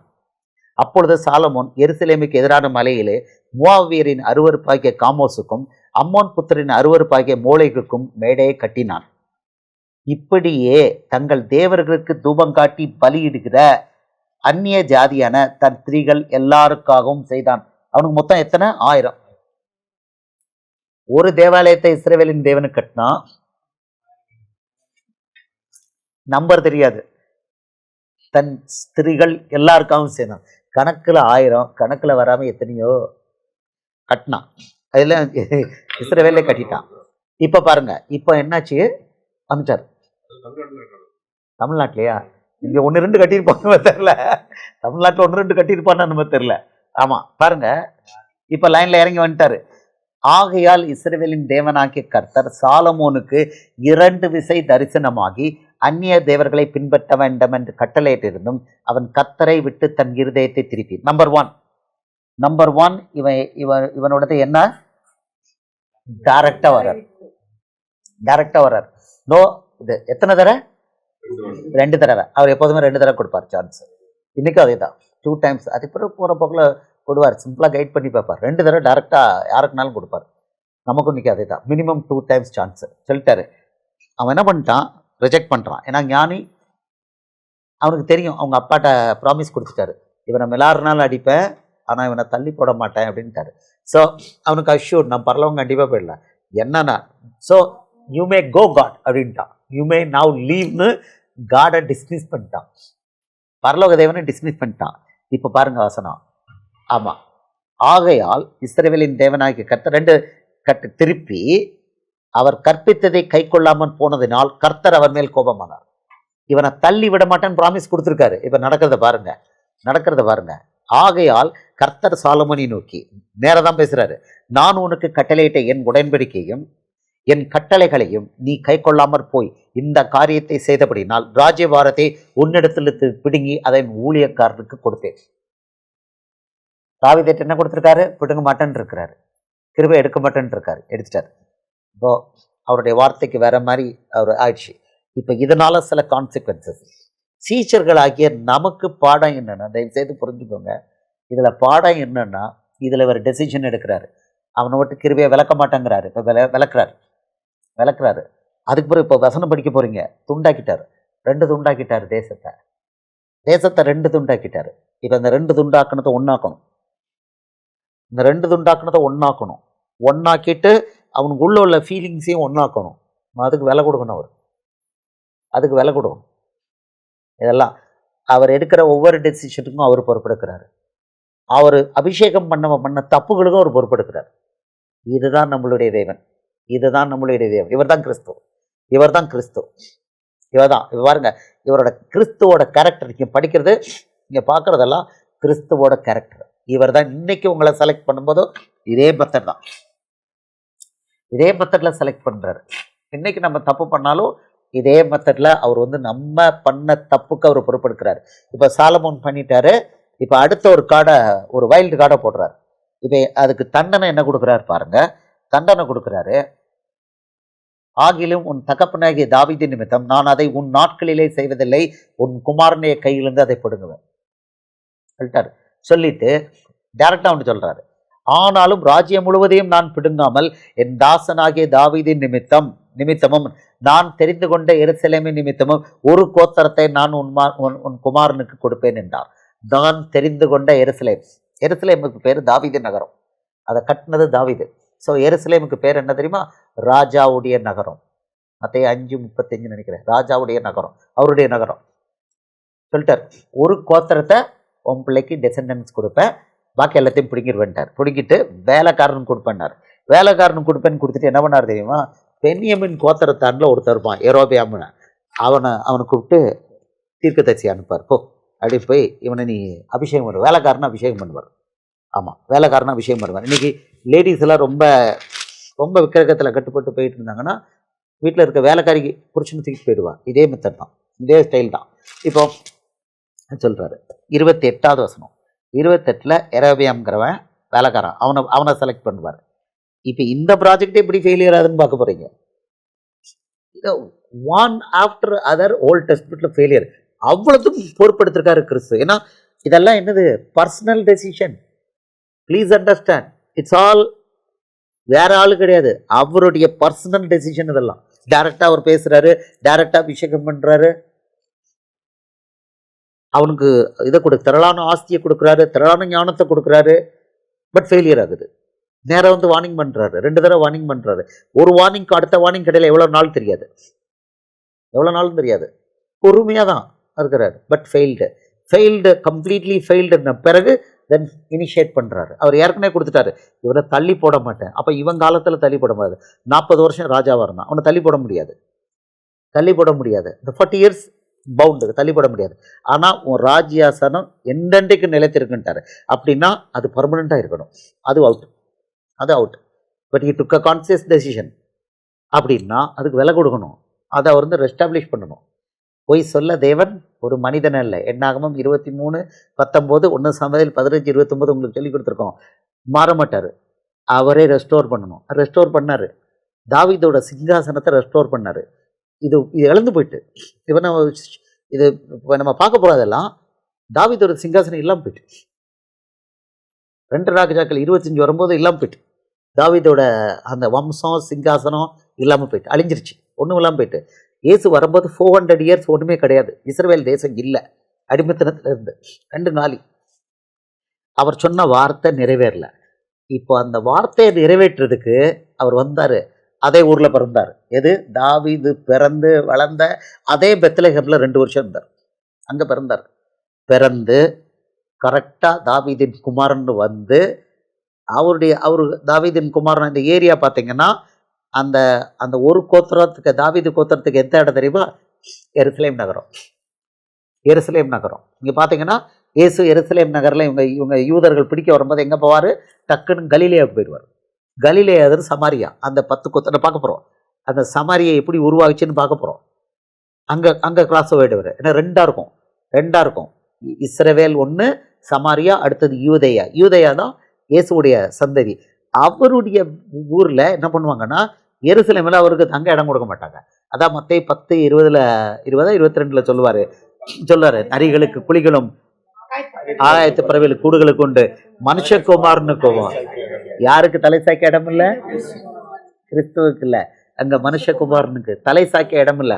அவருடைய சொந்த ஊரில் எந்த வீட்லையும் தங்க விட மாட்டாங்க. யாராவது அவர் வந்தால் எங்களுக்கு சொல்லிக் கொடுக்கணும்னு சொல்லுவாங்க, பிடிக்கணும்னு. அதனால ஒருத்தனை இடம் கொடுக்க மாட்டான். இது நம்ம ஏற்கனவே டீச்சிங் பார்த்துருக்கோம். மொத்தம் இஸ்ரவேல் பட்டணத்தில் அந்த யூதேயாவில் அவரை தங்க விட மாட்டாங்க. அவர் எங்கே தங்குவார்? ஒலிவ மலையில் வெளியில் ரோட்டில் தங்குவார், இல்லைன்னா பெத்தானியா போயிடுவார். எருசலேம் நகரில் விட மாட்டாங்க. பெத்தானியா கூட இதில் தான் இருக்குது. பெத்தானியா போவார். யூதேயா முழுவதும் இல்லை, பெத்தானியாவுக்கு போய் அங்கே போய் அந்த குஷ்டரோகி வீட்டில், லாசர் வீட்டில் அங்கங்கே தங்குவார். எருசலேம் நகரில் அது மகாராஜா நகரம், அவருடைய நகரம், தங்க விட மாட்டாங்க. அவர் வந்திருக்கதே தாவீதின் குமாரன், தாவீதோட சிங்காசனத்தை எழுப்பி கட்டுறதுக்கு. அவரை தாவீதுன்னே சொல்லி ரிசீவ் பண்ணுவாங்க. தாவீது ராஜான்னு சொல்லி ரிசீவ் பண்ணுவாங்க. வசனங்களை பின்னால் பார்க்க போகிறோம். போகிற போக்கில் எவ்வளோ நேரம் ஆகும் தெரியல. ஆமாம். ஸோ இப்போ என்னாச்சு, இவனை இந்த ஆளை ஒருத்தனை செலக்ட் பண்ணுறாரு பாருங்க. இப்போ இந்த ஃபெயிலியர் இந்த பாருங்க, இந்த ஆளை செலக்ட் பண்ணுறாரு. எரோபியாம் என்பவன் பராக்கிரமசாலியா இருந்தான். அவன் காரிய சமத்தனான வாலிபன் என்று சாலமோன் கண்டு யோசேப்பு வம்சத்தாரின் காரியத்தெல்லாம் அவன் விசாரிப்புக்கு ஒப்புவித்தார். இவனை செலக்ட் பண்ணுறார். இவனை செலக்ட் பண்ணும்போது இப்போ அனுப்புகிறாரு, ஒரு தீர்க்கதரிசி அனுப்புகிறாரு. இது 30வது வசனத்தில் ஒரு தீர்க்கதரிசி அனுப்புகிறார். அகியாங்கிறவனை தீர்க்கதரிசி அனுப்பி அவனுக்கு ராஜ்யபாரத்தை அபிஷேகம் பண்ணுறாரு. அகியா தான் போர்த்து கொண்டிருந்த புது சால்வையை பிடித்து அதை 12 துண்டாக கிழித்து போட்டு யெரொபெயாமை நோக்கி, 10 துண்டுகளை எடுத்துக்கொள். இஸ்ரவேலின் தேவனாகிய கர்த்தர் சொல்கிறது என்னவென்றால், இதோ நான் ராஜ்யபாரத்தை சாலமோனுடைய கையிலிருந்து எடுத்து கிழித்து உனக்கு 10 கோத்திரங்களை கொடுப்பேன். ஆனாலும் என் தாசனாகிய தாவீதுக்காகவும் நான் இஸ்ரவேல் கோத்திரங்களில் எல்லாம் தெரிந்து கொண்ட எருசலேம் நகரத்துக்காகவும் ஒரு கோத்திரம் அவனுக்கு இருக்கும் அப்படின்னு சொல்லிட்டாரு. ஆமாம், ஓகே. இப்போ இவ்வளோ போதும். இப்போ செலக்ட் பண்ணியாச்சு. சாலமோன் இறந்து போயிட்டான், 40 வருஷம் பிடிச்சி இறந்து போயிட்டான். இவனை கொல்ல பார்ப்பான். யார்? இந்த யெரொபெயாமை கொல்ல பார்ப்பான். இவனுக்கு அபிஷேகம், தேவன் அபிஷேகம் பண்ணிட்டான்னு தெரியும், கொல்ல பார்ப்பான். ஆனால் கர்த்தர் அபிஷேகம் பண்ண தொட முடியாது, கொல்ல முடியல. இப்போ இவன் ராஜாவாயிட்டான். யார்? வேலைக்காரன். இப்போ 10 கோத்திரத்துக்கு ராஜாவாயிட்டான். இவன் தான் என்ன பண்ணிட்டான்? சமாரியாவை தலைமையை கொடுத்து தேசம் நம்பர் 2 ஸ்பிளிட், அதாவது உடைந்து போன தேசம் 10 கோத்திரம், மொத்தம் 10 கோத்திரம் சமாரியாவை தலைமையமாக வச்சு என்னாச்சு, இவன் ராஜா. இப்போ கலிலேயெல்லாம் அந்த 10 கோத்திரத்தில் இது. யோர்தானுக்கு இப்புறம் யூதேயா. ஓகே, நீங்கள் பார்ப்பாங்க, யோர்தானுக்கு அப்புறம் போனார்னு இருக்கும். இது நம்ம இங்கேருந்து சுதந்திர போராட்டத்தில் ப்ராப்ளம் பண்ணும்போது பாரதியார் இவங்கெல்லாம், பாரதிதாசன் என்ன பண்ணுவாங்க, பாண்டிச்சேரிக்குள்ளே போவாங்க. பாண்டிச்சேரியில் தொட முடியாது. அதே மாதிரி இயேசு ரொம்ப விரட்டி வரும்போது டக்குன்னு கலிலேயா ஜோர்தான் நிலையை தாண்டிடுவார், அங்கே வரமாட்டாங்க. ஸோ இயேசு வரும்போது 2ஆக தான் பிரிஞ்சிருந்தது. கலிலேயா, அதாவது சமாரியா, அடுத்தது இது யூதேயா அப்படின்னு பிரிஞ்சது. ஆமாம், யூதேயாவின் எல்லைக்கு வந்தார்ன்னு இருக்கும். இப்போ உங்களுக்கு தெரியுது. இப்போ தேசம் 2ஆக உடையிறத பார்த்துட்டீங்க. தேசம் 2ஆக உடைஞ்சிருச்சு. இப்போ யெரொபெயாம் வேலைக்காரனு கொடுத்துட்டாரு. இந்த வேலைக்காரன் என்ன பண்ணா, நீங்கள் என்ன பண்ணான்னு காமிக்கிறேன். 1 ராஜாக்கள் 12வது அதிகாரம் 28வது வசனம். ஃபெயிலியர். ஓல்ட் டெஸ்ட்மெண்ட்டை எடுத்து பிரசங்கம் பண்ணினா எதை பிரசங்கம் பண்ணணும்? ஃபெயிலியரை மட்டும் தான் பிரசங்கம் பண்ணணும். அதில் தான் எச்சரிக்கை. அது எதுக்கு? 1 கொரிந்தியர் 10வது அதிகாரம் 11வது வசனம். இவைகளெல்லாம் எச்சரிக்கைக்காக எழுதப்பட்டது, திருஷ்டாந்தங்களாக அவர்களுக்கு சம்பவித்தது, கடைசி காலத்தில் இருக்கிற நமக்கு எச்சரிப்பு உண்டாக எழுதப்பட்டது. எச்சரிக்கைகள். இப்போ நான் உங்களுக்கு எதுக்கு காமிக்கிறீங்க? ஆவியானவர் எதுக்கு காமிக்க வைக்கிறார்னா, கிறிஸ்துங்கிற அவர் தான். அவர் ஹேண்டில் பண்ணுறாரு, ஒன்று ஹேண்டில் பண்ணுறாரு. டெசிஷன் பர்சனல், டைரெக்டாக தான் பேசுகிறாரு. எல்லாம் தீர்க்கதரிசி போய் அக்கியாவை அனுப்புறாரு, இதை செய் அப்படிங்கிறாரு. அவன் வேலைக்காரன் பண்ணுறான். இப்போது இந்த வேலைக்காரனை செலக்ட் பண்ணிட்டாரு. இவன் என்ன அநியாயம் பண்ணுறான் பாருங்க. அதுக்கு எப்படி அவர் பொறுப்பெடுக்கிறாரு? யூதருக்குடைய ராஜான்னு வந்தார், இதனால தான் வந்தார். ஆகையால் ராஜாவானவன் யார்? யெரொபெயாம் யோசனை பண்ணி பொன்னினால் 2 கன்றுக்குட்டிகளை உண்டாக்கி ஜனங்களை பார்த்து, நீங்கள் எருசலேமுக்கு போகிறது உங்களுக்கு வருத்தம், இஸ்ரவேலரே, இதோ இவைகள் உங்களை எகிப்து தேசத்திலிருந்து வரப்பண்ணின உங்கள் தேவர்கள் என்று சொல்லி ஒன்றை பெத்தேலிலும் ஒன்றை தானிலும் ஸ்தாபித்தான். இந்த காரியம் பாவமாயிற்று. ஜனங்கள் இந்த ஒரு இந்த கன்றுக்குட்டிக்காக தான் மட்டும் போவார்கள். இப்போ ஆயிடுச்சு. இவன் மட்டும் இல்லை, 8வது மாதம் 15ஆம் தேதி, நம்ம ஆகஸ்ட் 15, 8வது மாதம் 15ஆம் தேதி அவனே ஒரு விழா ஒன்று போட்டான். ஆமாம், 33வது வருஷம் அவனே ஒரு விழா. இதெல்லாம் இஸ்ரவேலில் பர்மிட்டடே கிடையாது. தன் மனதிலே தானே நியமித்து கொண்ட 8ஆம் மாதம் 15ஆம் தேதியிலே பெத்தேலில் தான் உண்டாக்கின பலிபீடத்தின் மேல் பலியிட்டு இஸ்ரவேல் புத்தருக்கு பண்டிகையை ஏற்படுத்தி பலிபீடத்தின் மேல் பலியிட்டு தூபம் காட்டினான். இதெல்லாம் பண்ணவே கூடாது, ராஜா பண்ணவே கூடாது. 8வது மாதம் 15ஆம் தேதி நமக்கு சுதந்திர தினம். ஆனால் யாருக்கு? ரோமன் கத்தோலிக்கர்களுக்கு மாதா விண்ணேற்பு தினம். அதே தினம் ஆகஸ்ட் 15 மாதா அப்படியே பரலோகத்துக்கு போனாங்கன்னு ஒரு கதை. விண்ணேற்பு தினம் அதே 8வது மாதம் 15. அதனால லிங்க் எல்லாம் இருக்கும். ஒரே ஆளு தானே பின்னால் இருக்கிறது, அப்படியே காப்பி பண்ணுவான். ஓகே, ஸோ இப்போ ஆச்சா. இதுக்கு பேர் யெரொபெயாமின் பாவம். இதுக்கு பேர் யெரொபெயாமின் பாவம். இன்னையிலிருந்து நாள் வந்தார, இன்னையிலிருந்து என்ன ஆச்சுன்னா, வர்ற ஒவ்வொரு ராஜாவும், இதில் வசனம் இருக்குது, எல்லாத்தையும் காமிக்க முடியாது, அந்த ராஜா லிஸ்ட்டை மட்டும் உங்களுக்கு காமிக்கிறேன். ஒவ்வொரு ராஜாவும் பொன் கன்றுக்குட்டியை கும்பிட்டாங்க. இது பிறகு ஆமாம், பொன் கன்றுக்குட்டி தான் அவங்க கும்பிட்டாங்க இதுக்கு பிறகு. ஸோ நீங்கள் அந்த இது ஏற்கனவே டீச்சிங் போட்டிருக்கோம். நீங்கள் இதில் பார்த்துடலாம், பழசா இதில் போய் பார்த்துடலாம். இது உங்களுக்கு இப்போ என்ன பண்ணியிருக்கிறோன்னா, கிறிஸ்து எந்த முறையில் வந்தார், ஏன் வந்தார், அவருடைய கேரக்டர் என்ன அப்படிங்கிறது தெரியணும். வந்தது கிறிஸ்து தான். இயேசுங்கிற நம்ம எடுக்கிறோம், அவர் தான் கிறிஸ்து, அவர் தான் இந்த தேவன். அவர் வரிசையாக ஒன்று பண்ணுறார். இந்த லிங்கை ஃபைனலாக நம்ம பார்க்க போகிறோம். இஸ்ரவேலில் 2 பொன் கன்றுக்குட்டிகள், இதில் 2 பொன் கன்றுக்குட்டிகளை இஸ்ரவேலின் தேவன் என்று தொழுது கொண்ட இஸ்ரவேலின் ராஜாக்கள் பட்டியல். இஸ்ரவேலின் ராஜாக்கள்னா யாருங்க? அந்த 10 கோத்திரத்துக்கு ராஜாக்கள், சமாரியாக தலைமையமாக கொண்ட 10 கோத்திரத்தை தலைமையாக ராஜ்யபாரம் பண்ண அந்த ராஜாக்கள். யெரொபெயாம் இவனுக்கு எத்தனை வருஷம்? 22 வருஷம். அவன் அதுக்கு அடுத்தது யெரொபெயாமின் குமாரன் நாதாப், அவன் 2 வருஷம். அகியாவின் குமாரன் பாஷா 24 வருஷம். பாஷாவின் குமாரனாக ஏலா 2 வருஷம். சிம்ரி 7 4. உம்ரி 12 வருஷம். உம்ரியின் குமாரனாக ஆகாபுக்கு 22 வருஷம். இவன் தன்னை மனைவிடம் விட்டு போட்டவன். இவனை பற்றி சர்டிஃபிகேட் கொடுத்துருக்காரு. ரொம்ப ஒர்ஸ்ட் சர்டிஃபிகேட். 1 ராஜாக்கள் 21-25. அடுத்தது அவன் மனைவி பேர் தான் ஏசபேல். ஆகாபின் குமாரனாக அகசியா 2 வருஷம். அடுத்தது ஆகாபின் குமாரனாக யோராம், இவன் 12 வருஷம். நிம்சியின் மகனாகி யோசபாத்தின் குமாரன் எகுவுக்கு ஒரு டியூட்டி கொடுப்பார், நல்லா பண்ணுவான். அதுக்கு பிறகு அவன் விக்கிரகாராதனையே போயிடுவான். 28 வருஷம். எகுவின் குமாரனாக யோவாகாஸ், அவன் 17 வருஷம். யோவாசின் குமாரனாக யோவாஸ் 2 வருஷம். எத்தனை வருஷம்? 14 வருஷம். யோவாசின் குமாரன் யெரொபெயாம், இவனுக்கு 41 வருஷம். யெரொபெயாம் குமாரனாக சகரியா 6 மாதம். யாபேசின் குமாரனாக சல்லும் 1 மந்த், ஒரே மாதம்தான். அடுத்தது காதியின் குமாரனாக மெனேக்கேம் 10 வருஷம். பெனேக்கேன் குமாரனாக பெகக்கியா, இவனுக்கு எத்தனை வருஷம்? 2 வருஷம். ரெமலியாவின் குமாரனாக பெக்கா 20 வருஷம். ஏலாவின் குமாரனாக ஓசையா 9 வருஷம். டோட்டல் எத்தனை? 239 இயர்ஸ். ஓகே, இதில் கவனமாக பாருங்கள், சீஷர்கள் கவனமாக பாருங்கள். உங்களுக்கெல்லாம் ஷார்ட் வேலை அதில் இருக்குது. அதில் வசனங்கள் பாருங்கள், எல்லாத்துலேயும் உங்களுக்கு அந்த அதில் ப்ரெசன்டேஷனில் பார்த்தீங்கன்னா வசனங்கள் இருக்கும். நீங்கள் தேடி பிடிக்க வேண்டாம், டக்குன்னு எடுத்து படிச்சிடலாம். ஓகே, இல்லைன்னா இது எடுக்கிறதுக்கு எப்படி இருக்குன்னா, யூதயாவின் ராஜா வந்துக்கிட்டே இருக்கும். அப்படியே பார்த்தா அந்த ரெண்டு பேரும் சைமல்டேனியஸ் தானே, ரெண்டு பேரும் யூதயா ராஜா, சமாரியா ராஜா, இஸ்ரவேலின் ராஜா. இவனை ரோலை பற்றி பேசிகிட்டே இருப்பார். ஒரு பாதி வந்தோடனே அடுத்தது அந்த பீரியடில் இவனை பற்றி பேசுவார்.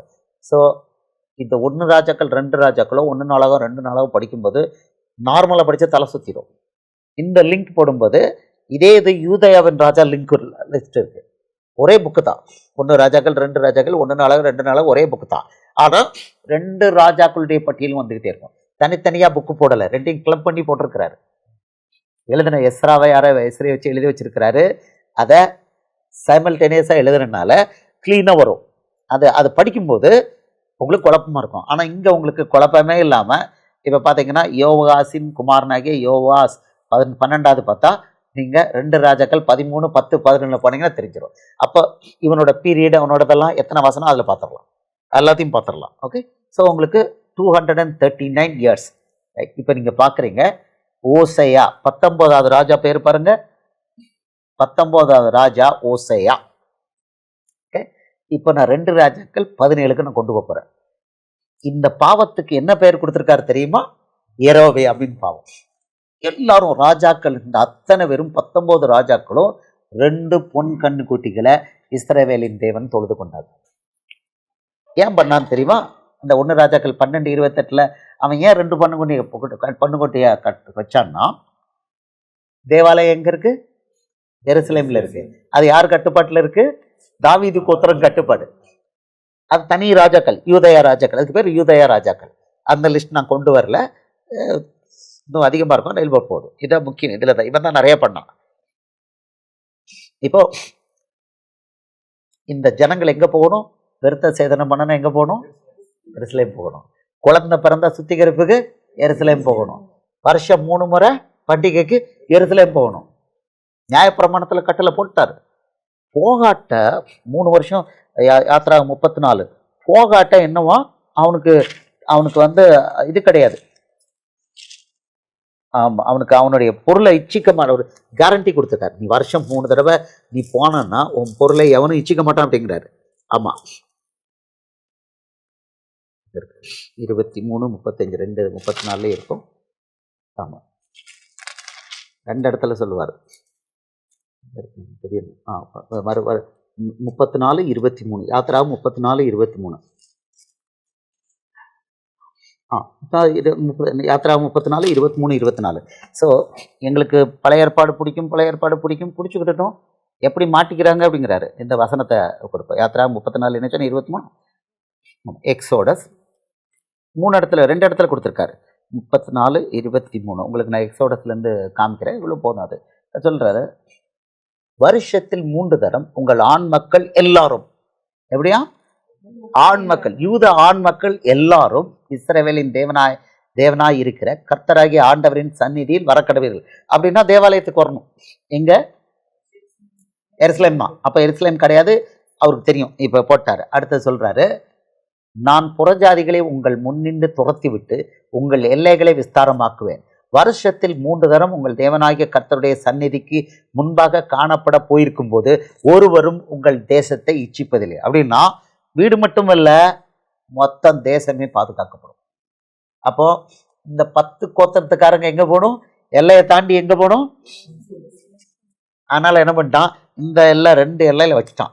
பெத்தேல் தான்ல பொன் கண்ணுக்குட்டியை வச்சுட்டு, இதான்பா உங்களுக்கு எகிப்து தேசத்திலிருந்து புறப்பட பண்ணின தேவன், காப்பாற்றி கொண்டு பண்ண வந்த தேவன் இந்த பொன் கண்ணுக்குட்டி தானோன்னு ஒரு ஆள் விடாம நல்ல கவனமா பாருங்க. இதெல்லாம் எழுதி வச்சிருக்காரு. 239 இயர்ஸ் 239 இயர்ஸ் நான் ஸ்டாப் ராஜா ஜனங்கள். எவ்வளவு? 12ல் 10 கோத்திரம். மற்றவன் லேவி கோத்திரம் வந்து இவனோட சேர்ந்துக்கிட்டான். அவ்வளோதான், டம்மி ஆயிட்டாங்க. அப்போ 239 இயர்ஸுக்கு இஸ்ரவேலர் என்ன பண்ணிக்கிட்டு இருக்காங்க? பொன் கண்குட்டியை கும்பிடுறாங்க. எதையுமே இந்த ப்ரொசீஜர்லாம் இதெல்லாம் ஃபாலோ பண்ணல. கோயிலுக்கு டெம்பிளுக்கு போகிறதெல்லாம் பண்ணலை. ஆனால் அவங்களுக்கு அவர் பாதுகாப்பு கொடுத்தாரு, பரலோகம் கொடுத்தாரு. அவங்களுக்கு ராஜாவை அபிஷேகம் பண்ணார். ஒருத்தனையும் அபிஷேகம் பண்ணுறாரு. ஒருத்தனையும் அபிஷேகம் பண்றாரு, தீர்க்கதரிசி அனுப்பி, இல்லைன்னா ஏதோ ஒரு மெத்தட்ல அவனை அபிஷேகம் பண்ணி அவனுக்கு ஒரு கிருபையை கொடுத்து அவர் ஜனங்கள் அந்த பீரியட்லையும் அந்த 239 வருஷமும் அந்த ஜனங்களை அவர் பாதுகாத்து வர்றாரு, அவங்களுக்கு பரலோகமும் கொடுத்துருக்கிறாரு. இதுக்கெல்லாம் விலை வந்து பூமியில வந்து கிறிஸ்துன்னு கொடுத்தாரு. இவங்களோட எல்லா மீறுதலுக்கும் அவர் விலை கொடுத்தாரு. அதான் கிறிஸ்து. இப்போ புரியணும். இப்போ இப்போ இப்போ 2 ராஜாக்கள் 17க்கு வாங்க. என்ன ஆகுது பாருங்க. இதை நீங்க வீட்டில் நிறைய சொல்லி கொடுத்துருக்கேன். 17வது அதிகாரம் 5வது வசனத்துல என்னாச்சுன்னு அவன் வந்து முட்டுகை போடுறான். முட்டுகை போட்டு இதான் ராஜா முடிஞ்சுது. ஓசையா நீங்க கேள்விப்பட்டீங்க. கடைசி ராஜா 19. ஓசையா எகிப்தின் ராஜாவே சோ அன்பவன் இடத்துக்கு ஸ்தானாதிபதி அனுப்பினாலும் தனக்கு வருஷந்தோறும் செய்தது போல பகுதி அனுப்பாததே போனதுமான கலக யோசனையை அசிரியாவின் ராஜா ஓசையாவின் இடத்துல கண்டு அவனை பிடித்து கட்டி சிறைச்சாலை வைத்தார். ராஜா பிடிச்சி உள்ள வச்சாச்சு. இஸ்ரவேலின் ராஜா. அசிரிய ராஜா தேசம் எங்கும் போய் சமாரியாவுக்கு வந்து, இப்பதான் சமாரியா, அதை 3 வருஷம் முற்றுகை போட்டிருந்தான். ஓசையாவின் 9ஆம் வருஷத்தில் அசிரியா ராஜா சமாரியாவை பிடித்து இஸ்ரவேலை அசிரியாவுக்கு சிறையாக கொண்டு போய் அவர்களை கோசோன் நதி ஓரமான ஆலாகிலும் ஆபோரிலும் மேதியரின் பட்டணங்களிலும் குறியேற்றினான். இதுக்கு பின்னால அவர் கொடுத்துருப்பாரு. இவங்க 2 பொன் கண்ணுக்குட்டியை கும்பிட்டு எப்படி நாசாமா போனாங்க அப்படின்னு சொல்லி அவர் வரிசையா அந்த வசனங்களை நீங்க வீட்டில் போய் அதை படிச்சுக்கோங்க. அவர் சொல்லிட்டு ஒரு வசனம் போடுறாரு, யூதா கோத்திரமும் அவனை போலவே நாசாம போனான்னு இருக்காரு. ஒரு வார்த்தை ஸ்வீப்பிங்க அங்கே வரும். யூதா கோத்திரமும் ஒன்றும் பெரிய இது கிடையாது, கொம்பு கிடையாது, அவனும் இப்படித்தான் அப்படின்னு ஒரு ஸ்டேட்மெண்ட் வரும். ஆமாம், ஆனால் யூதா கோத்திரம் கொஞ்சம் லெஸ்ஸு, பட் இதுதான் சொல்றாரு ரொம்ப மோசமாக இருக்கும். தங்கள் 16-17 பார்த்தீங்கன்னா 16 இதே இதில் 16-17. ஸோ மனுஷனோட ஃபெயிலியர். இப்போ இன்னைக்கு ஃபெயிலியர்லாம் இருக்குதுன்னா விஜய் பிரதர் அங்கே வந்து டோட்டல் ஃபெயிலியர் தான். Failure after failure. எங்கேயாவது சின்ன பிளிப் கொஞ்ச நாள் நல்லா இருக்கும், அப்படியே படுத்துரும். இப்படிதான் இருந்திருக்கு. அப்போ நீங்களும் நானும் அவருக்கு ஃபெய்த்ஃபுல்லாக நின்னோம்னா ரொம்ப சந்தோஷப்படுவார். ஏன்னா அவர் பரிசுத்தாவியை கொடுத்தது அதுக்கு தான், நம்ம நிலை நிற்கணும் தான் கொடுத்துருக்கிறாரு. ஸோ நம்ம வந்து மற்றவங்கள மாதிரி இல்லாமல் நிற்கணும். இப்போ பாருங்க, இந்த 16வது வசனம் அவர் கொடுத்துருக்கிற ஒரு பாமாலை மாதிரி போட்டிருக்காரு பாருங்க. தங்கள் தேவனாகிய கர்த்தரின் கற்பனைகளை எல்லாம் விட்டு 2 கன்றுக்குட்டிகளாகிய வார்ப்பித்த விக்கிரகங்களை தங்களுக்கு உண்டாக்கி விக்கிரக தோப்புகளை நாட்டி வானத்தின் சேனைகளை எல்லாம் பணிந்து கொண்டு பாகாலை சேவித்தார்கள். அவர்கள் தங்கள் குமாரையும் தங்கள் குமாரத்திகளும் தீக்கடக்க பண்ணி குறி கேட்டு நிமித்தங்கள் பார்த்து கர்த்தருக்கு கோபம் உண்டாக்க அவர் பார்வைக்கு பொல்லாப்பானதை செய்கிறதற்கு தங்களை விற்று போட்டார்கள். ஆகையால் கர்த்தர் இஸ்ரவேலின் மேல் மிகவும் கோபமடைந்து அவர்களை தம்முடைய முகத்தை விட்டு அகற்றினார். யூதா கோத்திரம் மாத்திரமே மீதியாயிற்று. அடுத்தது யூதா கோத்திரத்தை பற்றி சொல்றாரு. யூதா ஜனங்களும் தங்கள் தேவனாகிய கர்த்தரின் கற்பனைகளை கை கொள்ளாமல் இஸ்ரவேல் உண்டாக்கின வழிபாடுகளில் நடந்தார்கள். வந்துருச்சா சர்டிபிகேட் யூதா பத்தி? இப்போ 25வது அதிகாரத்துக்கு வரும்போது அவங்களையும் யார யூதா கோத்திரத்தையும் வித்து போட்டார். 25வது அதிகாரம் 21. அவர்களை பாபிலோன் ராஜா ஆமா தேசத்தின் பட்டணமான ரிப்லாவிலே வெட்டி கொண்டு போட்டான். இப்படியே யூதா ஜனங்கள் தங்கள் தேசத்திலிருந்து சிறையிருப்புக்கு கொண்டு போகப்பட்டார்கள். ஸோ இப்போ என்னாச்சுன்னா 10 கோத்திரம் எங்கே போயிடுச்சு? அசிரியாவுக்கு சிறை போயாச்சு. மிச்சம் இருக்க ஒரு கோத்திரம் பாபிலோனுக்கு போயாச்சு. ஒரு கோத்திரம் எது? லேவி கோத்திரம், தேவனுடைய கோத்திரம். அவங்களுக்கு காணி ஆட்சியெல்லாம் கிடையாது. அவங்க இங்கே ஸ்ப்ரெட் ஆகிட்டாங்க இந்த 2 பக்கமும். இப்போ நீங்கள் பார்த்தீங்க இத்தனை ராஜாக்கள், இந்த லிஸ்ட் தான் கொடுத்துருக்குறேன். யூதா கோத்திரத்து ராஜாக்கள் லிஸ்ட்டு நான் தரல. எல்லாமே ஃபெயிலியர். இந்த ராஜாக்கள் பரலோகம் போனாங்க, இந்த ஜனங்கள் கூட பரலோகம் போனாங்க. ஏன்னா பழைய ஏற்பாட்டில் அவங்களுடைய தேவர். இவங்க அத்தனை பாவத்துக்கும் இந்த ராஜாக்கள் பண்ண மீறுதலுக்கும் அவர் விலை கொடுக்க வேண்டியது. அதனால அவர் ராஜாவா இறங்கி வந்தார். அவர் ராஜா. கிறிஸ்துனா என்னன்னா ராஜா. கிறிஸ்துனா ராஜா கேட்கிறாரு, நீ ராஜாவோ அப்படின்னு கேட்கிறான். இவன் கேட்கிறான். யோவான் 18வது அதிகாரம் 37 அப்படியானால் நீ ராஜாவோ அப்படின்னு கன்ஃபார்ம் பண்றாரு. அப்பொழுது பிலாத்து அவரை நோக்கி அப்படியானால் நீ ராஜாவோ என்றான். இயேசு பிரதியுத்தரமாக, நீர் சொல்கிறபடி நான் ராஜாதான். ஐ எம் கிங் அப்படிங்கிறார். மல்கியா 1வது அதிகாரத்தில் கடைசி வசனம் பார்த்தீங்கன்னா அது சொல்றாரு, I am a great king அப்படிம்பாரு. நீ என்ன ரொம்ப ஈனமா நடத்திக்கிட்டு இருக்க அப்படிங்கிறாரு. நான் மகத்துவமான ராஜா என்று சேனைகளின் கர்த்தர் சொல்லுகிறார். இங்கிலீஷில் பார்த்தீங்கன்னா I am a great king, for I am a great king. நீ ஈனமானதை கொண்டு எனக்கு பலி கொடுக்குற, நான் சாதாரண ஆள் இல்லை, என் நாமம் ஜாதிகளுக்குள்ளே பயங்கரமாக இருக்கும், நான் மகத்துவமான ராஜா என்று சேனைகளின் கர்த்தர் சொல்லுகிறார். For I am a great king, says the Lord of hosts, and my name is to be feared among the nations. நீ எனக்கு வந்து ஈனமானதை பலியிடுற. அவரே பழைய ஏற்பாட்டில் சொல்லியிருக்காரு, நான் மகத்துவமான ராஜா அப்படின்னு இருக்காரு. ப்ளஸ் அவர் நம்ம இப்போ கிறிஸ்துங்கிற நாமத்துக்கு நம்ம அந்த மீனிங்ஸ் எல்லாம் வசனங்கள்லேருந்து அடுத்து பார்க்க போகிறோம். அடுத்ததில் வசனங்களை கொஞ்சம் டீட்டெயிலாக வசனங்களாக பார்க்க போகிறோம். அதில் இப்போ ப்ரிலிமினரி தான். இப்போ நான் உங்களுக்கு சொல்ல வந்தது என்னென்னா, இப்போ நீங்கள் கோ பேக், ஆதாமியவாள் ஃபெயிலியர், நோவாவை பண்ணார், அகைன் ஃபெயில்டு, ஆபிரகாமை செலக்ட் பண்ணார், ஃபெயில்டு, தாவீது சவுலை செலக்ட் பண்ணார், ஃபெயில்டு, தாவீதை செலக்ட் பண்ணார், ஃபெயில்டு, யெரோபெயாமை செலக்ட் பண்ணார், ஃபெயில்டு, சப்சிக்வெண்ட்டாக அவ்வளோ இஸ்ரவேல் யூதா ராஜாக்கள் ஃபெயில்டு. கடைசியில் என்ன ஆயிட்டு? இஸ்ரவேல் தேசம் இல்லாமல். இப்போ நெட் ரிசல்ட் என்ன? உன் ராஜ்யம் எனக்கு முன்னால என்னென்றும் ஸ்திரப்படுனார். ஐ வில் பில்ட், உன்னுடைய ராஜ்யம் உன்னுடைய சிங்காசனத்துல உட்கார்றதுக்கு ஆள் இல்லாம போவதில்லை. அப்படின்னா தாவீதோட சிங்காசனத்துல உட்கார்றதுக்கு ஆள் இல்லாமல் போகாது சொன்னாரு. என்னாச்சு? தேசமே இல்லாமல் போயிட்டு. தேசமே இயேசு பூமிக்கு வரும்போது இல்லை, அங்க ராஜா கஜாலம் ஒண்ணுமே இல்லை. யாருக்கிட்ட அடிமையா இருந்தாங்க? ரோமர்கிட்ட அடிமையா இருந்தாங்க. தேசமே இல்லை. இப்போ அவர் வந்தார். இப்போ ரெஸ்டோரேஷன் அவர் அனௌன்ஸ் பண்ணிட்டார். என்ன பண்ணார்னா, I will do it. Amos 9:12 ரெஸ்டோரேஷனை அனௌன்ஸ் பண்ணார். நான் அப்படி வரேன், திரும்பி நான் எடுத்து கட்டுவேன்ட்டார். ஆமாம், ஆமோஸ் 9:12 சொல்லிட்டாரு. அந்நாளிலே விழுந்து போன தாவீதின் கூடாரத்தை நான் திரும்ப எடுப்பித்து அதன் திறப்புகளை அடைத்து அதில் பழுதா போனவைகளை சீர்படுத்தி பூர்வ நாட்களில் இருந்தது போல அதை ஸ்தாபிப்பேன் என்று இதை செய்கிற கர்த்தர் சொல்லுகிறார். ஐ வில் ரீபில்ட் அப்படின்ட்டார். I will rebuild the tabernacle of David அப்படின்ட்டார். ஏன்னா அவருடைய அந்த தாவீதுக்கு கொடுத்த அந்த வாக்கு தத்தம் நிறைவேறாமல் போயிட்டு, அதை நிறைவேற்றுறதுக்கு அவர் வராரு. இதான் ஃபுல்ஃபில்மெண்ட். அதே தேவன் வராரு. நான் திரும்ப எடுத்து திறப்புகளை அடைத்து, அதே தேவன் தாவீதை செலக்ட் பண்ண அதே தேவன் வரார். அதே தேவன் பூமிக்கு வந்தார். கிறிஸ்து அப்படிங்கிறது வந்தார். அதை அனௌன்ஸ் பண்ணி வந்தார். வந்து ஏசாயா 9:6 உங்களுக்கு தெரியும், வல்லமை உள்ள தேவன் அவர் வந்தார். தாவீது பிறந்த அதே இடத்துல பிறந்தார். மீகா 5:2 மீகா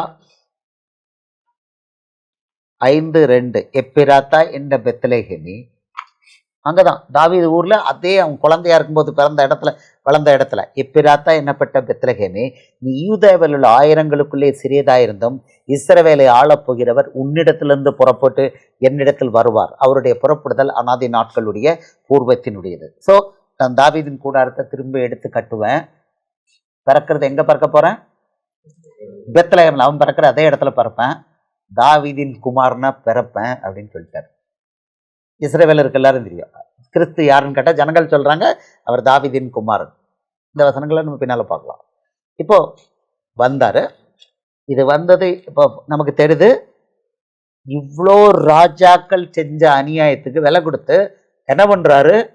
ரெஸ்டோர் பண்றதுக்கு வந்திருக்கிறார். ரெஸ்டோர் பண்றதுக்கு, அப்படியே அவங்க பண்ணின எல்லா பாவம் மீறுதல் அநியாயங்கள் எல்லாம் போகிறோம் அவர் பொறுப்படுத்திக்கிட்டு அவங்க என்ன பண்ண பாவங்களுக்கு அவர் விலை கொடுத்து அவங்கள பரலோகத்துக்கு கொண்டு போயிருக்காரு. பார்த்தீங்களா? இவ்வளோ தப்பு பண்ணிக்கிட்டு இருக்கும்போது அதுக்கு என்ன பண்ணிட்டாரு? போஸ்ட் ஃபேக்டோவாக விலை கொடுத்துருக்காரு. ராஜாவை வந்து கிறிஸ்துனா ராஜா, கிறிஸ்துனா இஸ்ரவேலின் தேவன் அர்த்தம், இஸ்ரவேலின் ராஜா. வசனங்களை பார்க்க போகிறோம். கிறிஸ்து இப்போ வந்து சினாப்சிஸ் தான், விலை கொடுக்குற தேவன். இப்போ ஃபர்ஸ்ட் இந்த ப்ரிலிமினரி வந்து மனுஷனுடைய பாவங்களுக்காக விலை கொடுக்கிற தேவன். ஸோ ஃபர்ஸ்ட் ராஜாக்களுடைய பாவங்களுக்கு வரிசையை நீங்கள் எடுத்தீங்கன்னா ஆதாமியவாலிருந்து இந்த லிஸ்ட், ஃபர்ஸ்ட் லிஸ்ட் என்ன சொல்லுது? மத்தேயு 1:1 ஆபிரகாமின் குமாரனாகிய தாவீதின் குமாரனாகிய இயேசு கிறிஸ்துவுடைய வம்ச வரலாறு வரிசையா. வரிசையாக கொடுக்குறாரு. அத்தனை பேருடைய பாவங்கள் இந்த ஒன்று ஒன்றா ஃபெயிலியர் ஆயிருக்கு. என்டையர் பழைய ஏற்பாட்டில் மல்கியா வரைக்கும் உள்ள அவ்வளோ பேருடைய பாவங்கள், யூதர்களுடைய பாவங்கள், ராஜாக்களுடைய பாவங்களுக்கு விலை கொடுக்க வந்தார். என்னவா வந்தார்? மேசியான்னு வந்தார். மேசியான்னு கிறிஸ்து. இன்னொரு கேட்டகரி இருக்கு, அந்த கேட்டகரி இதிலே வரல. ஆதியாகமம் 17:7 தள்ளப்பட்ட கேட்டகரி நம்ம ஜென்டைல். நமக்காக என்ன பண்ணாரு? லூக்கா 3வது அதிகாரம் 23 ஒரு லிஸ்ட் போட்டு வந்தார். மத்தேயு லூக்கா 2வது அதிகாரம் 10-11 மனுக்குல ரட்சகர், இதோ எல்லா ஜனத்துக்கும் சந்தோஷத்தை கொடுக்கும் நற்செய்தி உங்களுக்கு கொடுக்கிறேன் என்று கர்த்தராகிய கிறிஸ்து என்னும் ரட்சகர் தாவீதின் ஊர்லே உங்களுக்கு பிறந்திருக்கிறார். எல்லா ஜனத்துக்கும் நற்செய்தி பண்ணிட்டாரு, கொடுத்து அவருடைய வம்ச வரலாறு. அங்க ராஜா வம்ச வரலாறு, இங்க இயேசுடைய வம்ச வரலாறு. இயேசு கிறிஸ்து கிடையாது, இயேசு என்று ரட்சகருடைய வம்ச வரலாறு எங்க வரைக்கும் போகுது? ஆதாம் வரைக்கும். அவ்வளவு பேருடைய பாவங்களுக்கு மறுபடியும் அவர் விலை கொடுக்கறதுக்காகவும், எதிர்காலத்தில் இவங்க 2 கேட்டகரி பண்ற பாவத்துக்கும் விலை கொடுத்து சீல் பண்ணதுக்கு வந்தார், பொறுப்படுத்தார். இப்போ ஒவ்வொரு பாவங்களா. இப்போ அடுத்தது என்ன பண்ணாருன்னா, அவருக்கு தாவீதின் குமாரன் அப்படின்னு பேரு. தாவீதின் குமாரனா, தாவீது செய்த மரணத்துக்கு ஏதுவான பாவத்துக்கு தான் உயிரை கொடுத்து விலை கொடுக்க வந்தவர். அதாவது ஓவராலா என்ன வருதுன்னா, மனுஷகுமார்னா ஆதாம்லேருந்து அத்தனை மனுஷனுடைய மனுஷன் வந்தான். மனுஷனுடைய குமாரன், ஆதாமுடைய குமாரனா வந்தார். ஆதாம்ல இருந்து வந்த அத்தனை பிள்ளைகள் அவ்வளவருடைய பாவத்துக்கு வந்தார். லூக்கால அந்த வம்ச வரலாறு, அதுக்கு பேர் மனுஷகுமாரன் கொடுத்தாரு. மேசியா அல்லது கிறிஸ்து அப்படின்னா இங்க கணக்கு கிறிஸ்து இங்க வருது. கர்த்தராகிய கிறிஸ்து என்னும் ரட்சகர், ஒரே பேர் தான் கிறிஸ்துன்னு வருது, பட் கிரைஸ்ட் த கிங் அவங்களோட அவருக்கு பேரு வசனம் இங்க வருது. அவன் சொல்லுவான், நீங்க இஸ்ரவேலின் ராஜாம்பா. ஆமா, தாவீதுன்னு வாங்க அவரை வசனங்களை பார்க்க போறோம். அவங்க ஆளாகவே ராஜாவா வந்தார். அதான் நீ ராஜாவா? எஸ் ஐ எம் கிங் அப்படிங்கிறார். Affirmative, yes I am king. யூதருக்கு ராஜா, அவருக்கு என்ன பேர் கொடுத்தாங்க? பரலோகத்திலிருந்து யூதருக்கு ராஜாவாக பிறந்திருக்கிறவர் எங்கே? கிழக்கிலே அவருடைய நட்சத்திரத்தை கண்டு அவரை பணிந்து கொள்ள வந்தோம். தேவதூதர்களை வச்சு அனௌன்ஸ் பண்றாரு இவங்களுக்கு. ஏரோது ராஜாவின் நாட்களில் யூதாவில் உள்ள பெத்லகேமிலே இயேசு பிறந்த பொழுது கிழக்கிலிருந்து சாஸ்திரிகள் எருசலேமுக்கு வந்து, யூதருக்கு ராஜாவாக பிறந்திருக்கிறவர் எங்கே? கிழக்கிலே அவருடைய நட்சத்திரத்தை கண்டு அவரை பணிந்து கொள்ள வந்தோம் என்றார்கள். அவருக்கு ஒரு நட்சத்திரம் போட்டு ராஜாவுக்கு வந்து பணிந்து கொள்ள வராங்க. 11வது வசனத்துல என்ன பண்றாங்க? அவரை பணிந்து கொள்ற ஸ்டைலை பாருங்க. அவரை பார்த்த பிறகு they saw him rejoice. அவர்கள் அந்த நட்சத்திரத்தை கண்டபோது மிகுந்த ஆனந்த சந்தோஷம் அடைந்தார்கள். அவர்கள் அந்த வீட்டுக்குள் பிரவேசித்து பிள்ளையும் அதன் தாயை மரியாளையும் கண்டு சாஷ்டாங்கமாய் விழுந்து அதை பணிந்து கொண்டு தங்கள் பொக்கிஷங்களை திறந்து பொன்னையும் தூப வர்க்கத்தையும் வெள்ளை போலத்தையும் அதற்கு காணிக்கையாக வைத்தார்கள். வர்ஷிப் பண்றாங்க ராஜாவை. மத்தேயு என்ன சொன்னோம்? மத்தேயு வந்து ராஜ பரம்பரை, இயேசு ராஜா, கிறிஸ்துங்கிற பரம்பரை. மத்தேயுல அது வருது, கிறிஸ்துங்கிற பரம்பரை, ராஜா. அவர் ராஜாவா பணிந்து கொள்றாங்க. யூதருக்கு ராஜா கிறிஸ்து, தேவகுமாரன், மேசியா எல்லாம் ஒண்ணுதான். இப்ப பார்க்க போறோம். அவ்வளோ அழகா இன்டர்மிங்கிள் ஆகும். அது இதுன்னு மிங்கிள் ஆகும். வசனங்களை பார்க்க போறோம். என்னையா இவ்வளோ நேரம் ஆச்சுங்க? இப்போதான் நம்ம ப்ரிலிமினரி, ஃபர்ஸ்ட் பார்ட் ப்ரிலிமினரி, ஒரு ப்ரிலிமினரி, அப்புறம் அது கிறிஸ்துவுக்கு ப்ரிலிமினரி. இது டீட்டெயில்டு ஆன்சர் இனிமே தான் வரப்போகுது. என்னடா இதை ப்ரிலிமினரியே இவ்வளோவா, டீட்டெயில்டு ஆன்சர் எவ்வளோ இருக்கும்? அது கொஞ்சம் ஈஸியாக தான் இருக்குன்னு வைங்களேன்.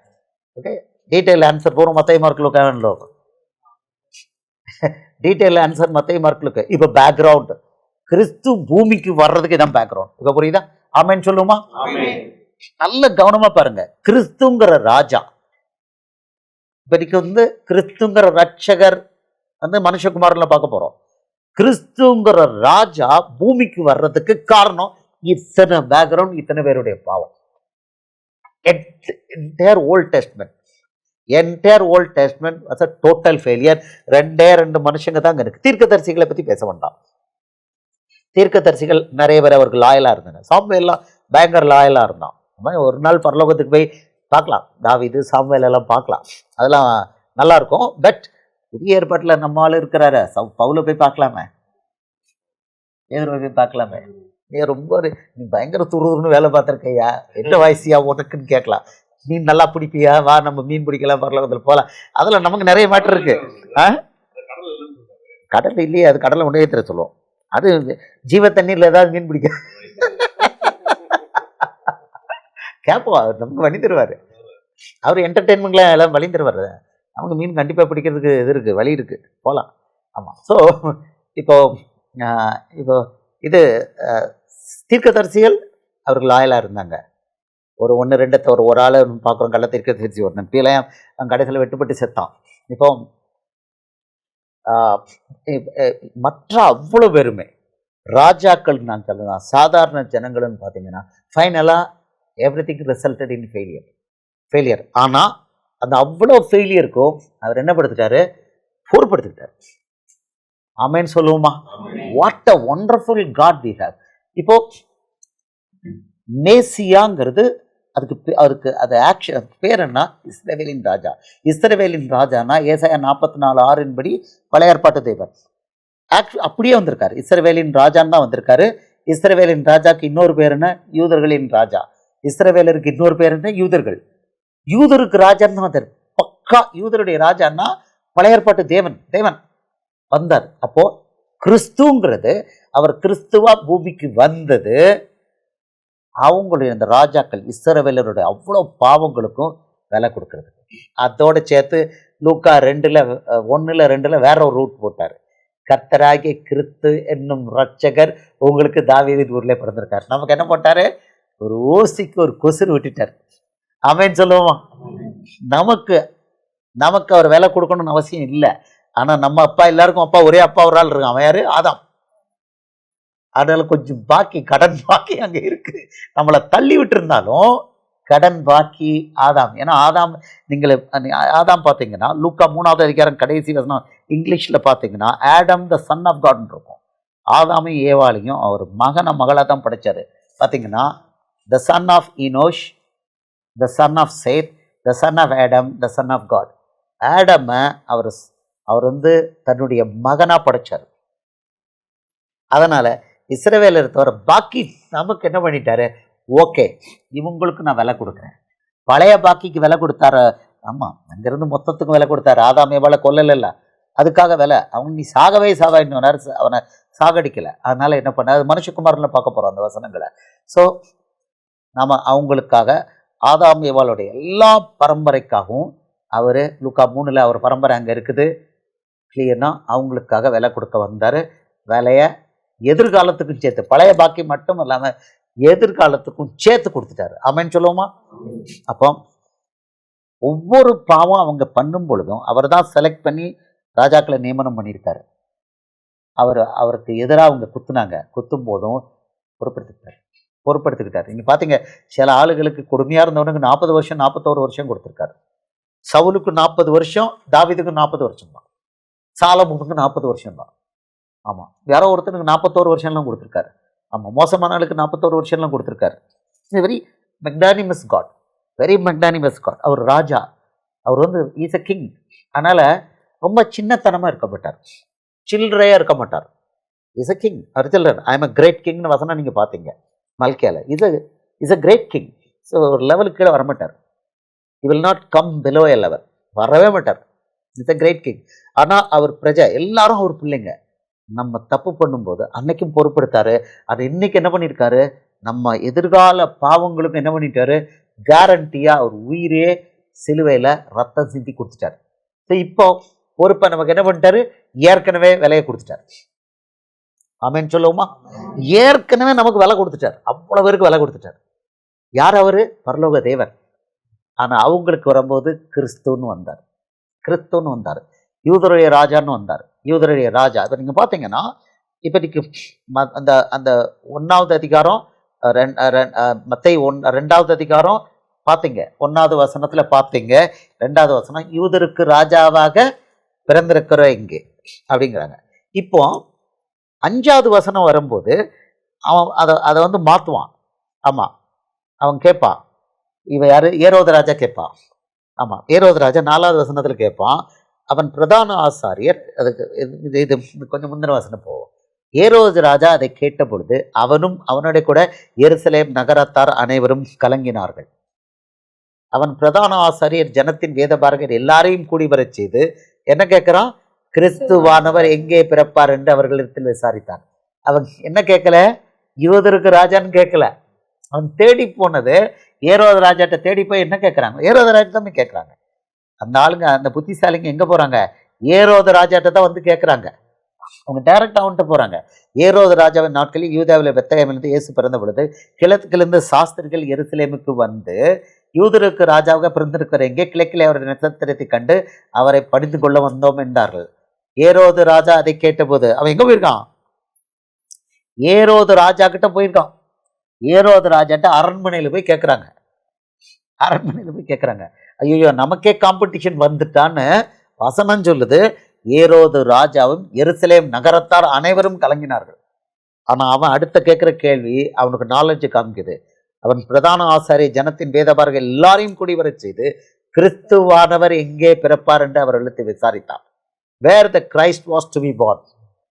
கிரைஸ்ட்ங்கிறது எல்லாருக்கும் தெரியும். கிரைஸ்ட்னா இஸ் காட், இஸ் கிங் அப்படின்னு தெரியும். யாரு? ராஜா. ராஜா. இப்ப புரியுதா? கிரைஸ்ட்னா கிங்னு புரியுதா? யூதருக்கு ராஜா. யூதருக்கு ராஜான்னா என்னது? இஸ்ரவேலின் ராஜா. அதை பின்னால வருவோம். இப்ப சொல்றாங்க, அவங்க சொல்லி கொடுக்குறாங்க, அதற்கு அவர்கள் யூதேயாவில் உள்ள பெத்லகேமிலே பிறப்பார். அது என்னவென்றால் யூதேயா தேசத்தில் உள்ள பெத்லகேமே, இஸ்ரவேலை நீ சிறியதல்ல, என் ஜனமாகி இஸ்ரவேலை ஆளும் பிரபு உன்னிடத்திலிருந்து புறப்படுவார் என்று தீர்க்க தரிசினால் எழுதப்பட்டிருக்கிறது என்றார்கள். போட்டு கொடுத்துட்டாங்க. தாவீதின் குமாரனா பிறக்கிறாரு. தாவீது பிறந்த அதே பெத்லகேம்ல பிறக்கிறாரு. ஏன்னா எதை பண்ண போறாரு? விழுந்து போன தாவீதின் கூடாரத்தை திரும்பி எடுக்க போறாரு. அதே ஸ்டைலு எகிப்துக்கு போவார். எப்படி யாக்கோபு எகிப்துக்கு போச்சோ அதே போல இவரும் இயேசுவை எகிப்து கொண்டு போய் அங்கிருந்து வர வைப்பார். அது தீர்க்க தரிசனமா இருக்கும். ஆமாம் சொல்லியிருப்பாரு, எகிப்திலிருந்து என் குமாரனை வர வைத்தேன். பழைய ஏற்பாட்டில் அதே மெத்தட்ல எகிப்து கொண்டு போன மாதிரி இயேசுவை எகிப்து கொண்டு போய் திருப்பி வர வைப்பார். ஸ்டைல் அதே இதை பண்ணுவார். சும்மா வெரி அன்யூஷுவலி வெரி அவர்தான் ஒரே மெத்தட். ஸ்டைல் மாறாது, ஒரே method. Very unusual, very good. ஆமாம், மாறாத தெய்வன். அப்போ இப்போ உங்களுக்கு புரிஞ்சிருக்கு யூதருடைய ராஜானா என்னது? கிறிஸ்துவானவர். கிறிஸ்துவானவர். யூதருக்கு ராஜானா கிங். கிங் எங்க பாரு? கிறிஸ்துவானவர் கிங். இப்போ இந்த கிங்கோட வரலாறு தான் நீங்க பார்த்தீங்க. ஆபிரகாமுடைய குமாரனாகிய தாவீதின் குமாரனாகிய இயேசு கிறிஸ்துவுடைய வம்ச வரலாறு. Kings lineage, Kings genealogy. அது வந்து ராஜாவுடைய வம்ச வரலாறு. கிரைஸ்ட்னா ராஜா, கிரைஸ்ட்னா பரலோக தேவன். இப்போ நீங்க பார்த்தீங்க யூதருக்கு ராஜான்னு பார்த்தீங்க.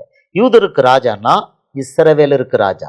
இஸ்ரவேலுக்கு ராஜான்னா உங்களுக்கு காமிக்கிற வசனங்கள் ஒரு குயிக்காக நான் காமிக்கிறேன். ஏசாயா 44:6. ஏசாயா 44:6. பழைய ஏற்பாட்டு தேவனுக்கு பேர் இஸ்ரவேலின் ராஜா. நான் முந்தினவரும் நான் பிந்தினவரும் தானே, என்னை தவிர தேவன் இல்லை என்று இஸ்ரவேலின் ராஜாவாகிய கர்த்தரும் சேனைகளின் கர்த்தராகிய அவனுடைய மீட்பரும் சொல்லுகிறார். ஆமென். பழைய ஏற்பாட்டு தேவனுக்கு பேர் என்ன? இஸ்ரவேலின் ராஜா. இஸ்ரவேலின் ராஜானும் யூதருடைய ராஜானா ஒண்ணுதானா? ஏன்னா வந்துருச்சா? ஸோ இப்போ இன்னும் 2-3 வசனம் உங்களுக்கு இருக்கு. அந்த வசனத்தையும் கொடுத்துருதேன். இஸ்ரவேலின் ராஜா ஓகே. உங்களுக்கு இன்னும் ஒன்று நான் சொல்லித்தரல. அவர் சில ஓகே விலை கொடுத்தது எதுக்கெல்லாம் விலை கொடுத்தாருன்னு கொஞ்சம் டீட்டெயிலாக கொடுத்துருக்காரு. ஓகே, அதை நான் உங்களுக்கு இதை முடிக்கிறதுல சொல்லி கொடுத்துருக்கேன். நல்ல வேலை பார்த்தேன். ஆமாம் ஆமாம். இப்போது இவருக்கு இஸ்ரவேலின் ராஜா இன்னொரு 3 வசனங்கள் இருக்குது. I don't know where it is gone. Okay, 41:4 நினைக்கிறேன். இன்னும் நான் கொடுக்குறேன். இங்கே நீங்கள் பார்த்துட்டீங்க. இஸ்ரவேலின் ராஜா மனுஷகுமாரன் விலை கொடுத்த தேவன் இயேசு.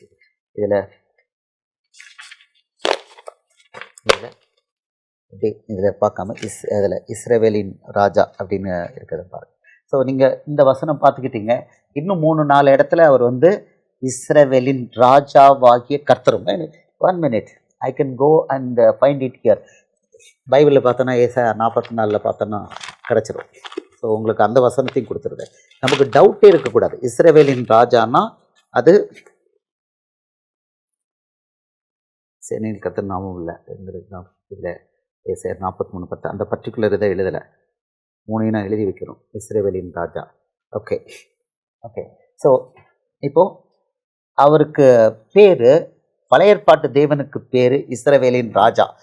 இயேசு எப்படி வந்தார்? யூதர்களின் ராஜான்னு வந்தார். எதுக்குன்னு உங்களுக்கு லிஸ்ட் தெரிஞ்சிருச்சு. அத்தனை யூத ராஜாக்கள் யூத ஜனங்களுடைய பாவத்துக்கு விலை கொடுத்தாரு. இன்னொன்று என்ன கொடுத்தாரு தெரியுமா? அது நல்ல வேலை இப்போ நம்ம பிடிச்சிக்கிட்டோம். அவர் வந்து விலை கொடுக்க வந்தாருங்கிறது தான் இந்த டீச்சிங்கோட இந்த ஃபஸ்ட் பார்ட்டுடைய டைட்டில் வந்து விலை கொடுக்க வந்த தேவன். இப்போ என்னெல்லாம் விலை கொடுத்துருக்காருன்னு பார்ப்போம். இப்போ ஒன்று உங்களுக்கு தெரியும், தேசம் ரெண்டாக உடஞ்சுது. தேசம் ரெண்டாக உடஞ்சுதா? 1 ராஜாக்கள் 11ஆவது அதிகாரத்தில் தேசத்தை ரெண்டாக உடைச்சாரு. ரெண்டாவது உடைச்ச தேசத்தை ஒன்றாக்கணும். அதுக்கு விலை கொடுக்கணும். அடுத்தது இவங்களை வந்து நான் சிதறடி பண்ணார். நான் வந்து பூமியின் எல்லைகளுக்கு எல்லாத்துக்கும் சிதறடி பண்ணார். சிதறடிச்சிட்டார். சிதறடித்த பிறகு அவங்கள சேர்க்கணும். இப்போ பாருங்கள், இதை வந்து தீர்க்க தரிசனமாக நம்ம காஸ்பலில் இருக்குது. யோவான் 11:52. அதாவது கடன், அவங்களுக்கு அவர் கடன் போடுறாரு இந்த மெத்தடில். 11:52 சிதறடிச்சது அவர் தான். அதனால் அவங்கள சேர்க்கிறதுக்கும் அவர் தான். அதுக்கு விலை கொடுக்கணும். பாருங்கள், இப்போது இதில் அவன் சொல்கிறான், ஃபுல்லாக முதல்ல இதில் 50லேருந்து படிப்போம். யோவான் 11:50. ஜனங்கள் எல்லாரும் கெட்டு போகாதபடிக்கு ஒரே மனுஷன் ஜனங்களுக்காக மரிப்பது நமக்கு நலமாக இருக்கும் என்று நீங்கள் சிந்தியாமல் இருக்கிறீர்கள் என்றான். பிரதான ஆசிரியன் சொல்கிறான். இதை அவன் சுயமாய் சொல்லாமல் அந்த வருஷத்து பிரதான ஆசாரியனானபடியினாலே இயேசு யூத ஜனங்களுக்காக மரிக்க போறார் என்றும், இங்கே தான் அடுத்த வருது தீர்க்க தரிசனம், அந்த ஜனங்களுக்காக மாத்திரமல்ல சிதறி இருக்கிற தேவனுடைய பிள்ளைகளை ஒன்றாக சேர்க்கிறதுக்காகவும் மரிக்க போகிறார் என்றும் தீர்க்க தரிசனமாய் சொன்னான். ஆமேன்னு சொல்லுவோமா? இப்போ மறுபடியும் இந்த வசனத்தை படிப்போம். இந்த வசனத்தை படிப்போம். யாருக்காக அவர் மரிக்கிறார் பாருங்க. இதான் தீர்க்க தரிசனம். அவர் ஃபர்ஸ்ட் இயேசு யூத ஜனங்களுக்காக மரிக்க போறார் என்றும். ஃபர்ஸ்ட் பார்ட் யாருக்காக மரிக்கிறாரோ? நம்ம இவ்வளவு தானே பார்த்தோம். கிறிஸ்து மரிக்கிறது யூத ஜனங்களுக்காக. அவங்க பண்ண அத்தனை அநியாயங்கள், மீறுதல்கள், ஏன்னா பர்சனலாக அவரே தான் செலக்ட் பண்ணியிருக்காரு. செலக்ட் பண்ண எல்லா பக்கமும் ஃபெயிலியர். அவங்களுக்காக மரிக்க போறார். அடுத்தது பார்ட் 2 எப்படியா? அந்த ஜனங்களுக்காக மாத்திரமல்ல சிதைறி இருக்கிற தேவனுடைய பிள்ளைகளை ஒன்றாக சேர்க்கிறதுக்காகவும் மரிக்க போகிறார் என்று தீர்க்க தரிசனமாய் சொன்னான். ஆமேன்னு சொல்லுவோமா? இப்போ இன்னைக்கு வரைக்கும் சிதறி இருக்க ஜனங்கள் ஒன்றா சேர்த்திருக்காங்களா? இல்லை, ஒரு அளவுக்கு தான் வந்திருக்காங்க. இஸ்ரவேல் தேசம் எப்போ இல்லாமல் போச்சு? கிபி 70 இல்லாமல் போயிட்டு. எப்போ திருப்பி வந்தது? 1948 வந்தது. ஒரே நாளில் வந்தது. ஒரே நாளில் இஸ்ரவேல் தேசம் உருவாச்சு. 1948 கிபி 70 1948 வரைக்கும் இஸ்ரவேல்ங்கிற தேசம் இல்லாமல் போயிட்டு அந்த ஜனங்களை பூமி எங்கும் சிதறடிச்சார். அவர் வார்த்தையின்படி சிதறடிச்சார். அவர் வார்த்தையின்படி சிதறடிக்கும் பொழுது அதுக்கு பொறுப்பெடுக்கிறாரு. ஐயோ, இவரை மாதிரி ஒரு தேவனை எங்கே பார்க்க? லேவியராகமம் 20, அதுக்கு முன்னால் உபாகமம், டியூட்ரானமி 28:64 நிறைய சாபம் கொடுக்குறாரு. 28 அந்த சாபத்தில் ஒரு சாபம் என்னன்னா, உன்னை எல்லா பக்கமும் சிதறடிப்பார். பாருங்க, கர்த்தர் உன்னை பூமியின் ஒரு முனை துவக்கி பூமியின் மறுமுனை மட்டும் இருக்கிற எல்லா ஜனங்களுக்குள்ளும் சிதறடிப்பார். அங்கே நீயும் உன் பிதாக்களும் அறியாத மரமும் கல்லுமான அந்நிய தேவர்களை சேவிப்பாய். இது எதுக்கு கொடுத்துருக்காரு? நான் சொன்ன அந்த நியாயப்பிரமாணத்துக்கு கீழ்ப்படியலைன்னா இந்த தண்டனை. எனக்கு நியாயப்பிரமாணம் வேணும்னா ஒரு 60 சாபம் இருக்கு. அதுல இது சாபம், ஒரு சாபம், உன் பிள்ளைகளே நீ தின்னுவ, வைராக்கியமா இருப்ப, அதை யாருக்கும் கொடுக்க மாட்டேன் அப்படிங்கிறாரு. அது நடந்தது. ஆக்சுவலா அது நடந்தது. அப்படியே கொடுத்துட்டு நீ ஜாதிகளுக்குள்ள உன்னை சிதறடிப்பேன் அப்படின்னாரு. சொல்லிட்டு இன்னொரு வசனம் கொடுத்துருக்காரு, பட்டயத்தை உருவம் அப்படிங்கிறாரு. உனக்கு பின்னால, ஐயோ, நீங்க ஒபாமா 28, அப்புறம் நீங்க 28 படிச்சீங்கன்னா இதெல்லாம் படிச்ச பிறகு பழைய ஏற்பாடு வேணும்னு சொல்றாங்களா, நியாயப்பிரமாணம் வேணும்னு சொல்றாங்களா? மென்டலா என்னது, மென்டலோட அதிகமா ஒன்று சொன்னா அதுதான். ஏன்னா அவ்வளோ சாபம் இருக்கு. இந்த சாபம் இன்னைக்கு இஸ்ரவேலர் மேல இத்தனை வருஷம் இருந்து இப்பதான் ரிலீஸ் ஆகிக்கிட்டு இருக்கு அவங்களுக்கு. இன்னும் முழுசா ரிலீஸ் ஆகல. ஆமா. அடுத்தது லேவியராகமம் 26:33 எக்ஸ்பான்ஸ் இது கொடுத்துருக்காரு. அதுக்கு நான் ஒரு சாம்பிள் தான் உங்களுக்கு கொடுக்குறேன். 26:33 சொல்றார், ஜாதிகளுக்குள்ளே உங்களை சிதறடித்து உங்கள் பின்னாக பட்டயத்தை உருவேன், உங்கள் தேசம் பாழும் உங்கள் பட்டணங்கள் வனாந்தரமும் ஆகும். இதான் அவங்களுக்கு அவர் கொடுத்திருக்கிற தீர்க்க தரிசனமான சாபம். இதெல்லாம் நிறைவேறிச்சு. இதெல்லாம் நிறைவேறி 1900 வருஷம் இல்லாம இருந்து அந்த தேசம் மறுபடியும் உருவாயிருக்கு. ஓகே, இந்த தீர்க்க தரிசனம் கொடுத்துட்டு இப்ப இதை கேன்சல் பண்றதுக்கு இந்த ஜனங்களுக்காக தண்டனையை கொடுத்துட்டாரு. தண்டனையை கொடுத்துட்டு அதுக்கு விலையும் கொடுக்கறதுக்கு இறங்கி வந்தார். இஸ்ரவேலருக்கு இப்போ ரிலீஸ் கொடுக்குறாரு, அதுக்கு விலையை அட்வான்ஸாக கொடுக்குறாரு. அதைத்தான் சிதறி இருக்கிற அந்த தீர்க்க தரிசனம் பார்த்தீங்க, சிதறி இருக்கிறவங்களுக்காகவும் யூதர்களுக்காகவும் அப்புறம் சிதறி இருக்கிறவர்களுக்காகவும் அவர் மறிக்க போறார். இதை ரொம்ப அழகா தீர்க்க தரிசனத்தை இங்கே ரெக்கார்ட் பண்ணி வச்சுட்டாரு.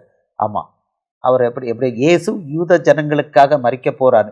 இயேசு கிறிஸ்துன்னு இல்லை, இயேசு யூத ஜனங்களுக்காக மறிக்க போகிறார் என்றும், அந்த ஜனங்களுக்காக மாத்திரமல்ல சிதறி இருக்கிற தேவனுடைய பிள்ளைகளைனா யூதர்களை ஒன்றாக சேர்க்கிறதுக்காகவும் பறிக்கப் போகிறார் என்றும் தீர்க்க தரிசனமாய் சொன்னான். இப்போ இயேசு ஏன் மறிச்சாரு அப்படிங்கிறது உங்களுக்கு தெரியுது. விலை கொடுத்தாரு. கிறிஸ்து அவங்களுக்கு வந்தாருன்னா கிறிஸ்து அவங்களுக்கு தான் மேசியாவாகிய கிறிஸ்து. மேசியாவை கண்டோம் அப்படிங்கிறான். யோவான் 1வது அதிகாரத்தில் மேசியாவை கண்டோம். நியாயப்பிரமாணத்தில் எழுதியிருக்கிற மேசியாவை கண்டோம். மேசியானா என்னன்னா கிறிஸ்துன்னு அர்த்தம். யோவான் 1வது அதிகாரம் எடுங்க. அவன் முதலாவது தன் சகோதரனாகிய சீமோனை கண்டு மேசியாவை கண்டோம் என்று சொன்னான். மேசியா என்பதற்கு கிறிஸ்து என்று அர்த்தமாம்.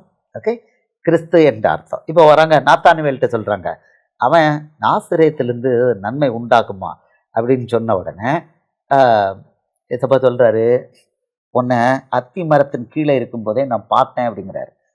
அதற்கு நாத்தான்வேல், நீர் என்ன எப்படி அறிவீர் என்றான். இயேசு அவனை நோக்கி, பிலிப்பு உன்னை அழைக்கிறதுக்கு முன்னே நீ அத்தி மரத்தின் கீழே இருக்கும்போது உன்னை கண்டேன் என்றான். அவனுக்கு உடனே ஆயிடுச்சு. அதற்கு நாத்தான்வேல், ரபி, உடனே ரபின்னு ஆக்கிட்டான். நீர் தேவனுடைய குமாரன், நீ இஸ்ரவேலின் ராஜா என்றான். 3 விஷயம் உங்களுக்கு இங்க. கிறிஸ்து, மேசியா, தேவனுடைய குமாரன், இஸ்ரவேலின் ராஜா, எல்லாம் ஒண்ணுதான். இஸ்ரவேலின் ராஜானா யாரு? பரலோக தேவன், வானத்தையும் பூமியும் படைச்ச பரலோக தேவன். இதான். ஸோ இப்போ உங்களுக்கு ஒரு சினாப்சிஸ் கொடுத்தாச்சு. இது என்னென்ன விலை கொடுத்தாரு. தேசம் 2ஆ உடைச்சதை திருப்பி கொண்டு வர்றதுக்காக, ஜாதிகளுக்குள்ள அவங்கள சிதறடிச்சதை திரும்பி கொண்டு வர்றதுக்காக, அப்புறம் தாவீதோட சிங்காசனத்தை ரீஎஸ்டாப்ளிஷ் பண்றதுக்காக, அவ்வளவு எல்லாத்துக்காக என்ன பண்ணிட்டாரு, அவரு விலைய கொடுத்துருக்காரு. அப்போ பொறுப்பெடுக்கிறார். அவ்வளவு இருக்கு. கிறிஸ்துங்கிற பேர்ல அவர் ராஜாதி ராஜாவாக ஒரு புறம், இன்னொரு புறம் கிறிஸ்துங்கிற ரட்சகரா ஒரு புறம். நீங்க பாத்தீங்க, கிறிஸ்து ராஜா, ஆபிரகாமின் குமாரனாகி தாவீதின் குமாரனாக இயேசு கிறிஸ்து அப்படின்னு வந்தார். இயேசு கிறிஸ்துன்னு வந்தார்.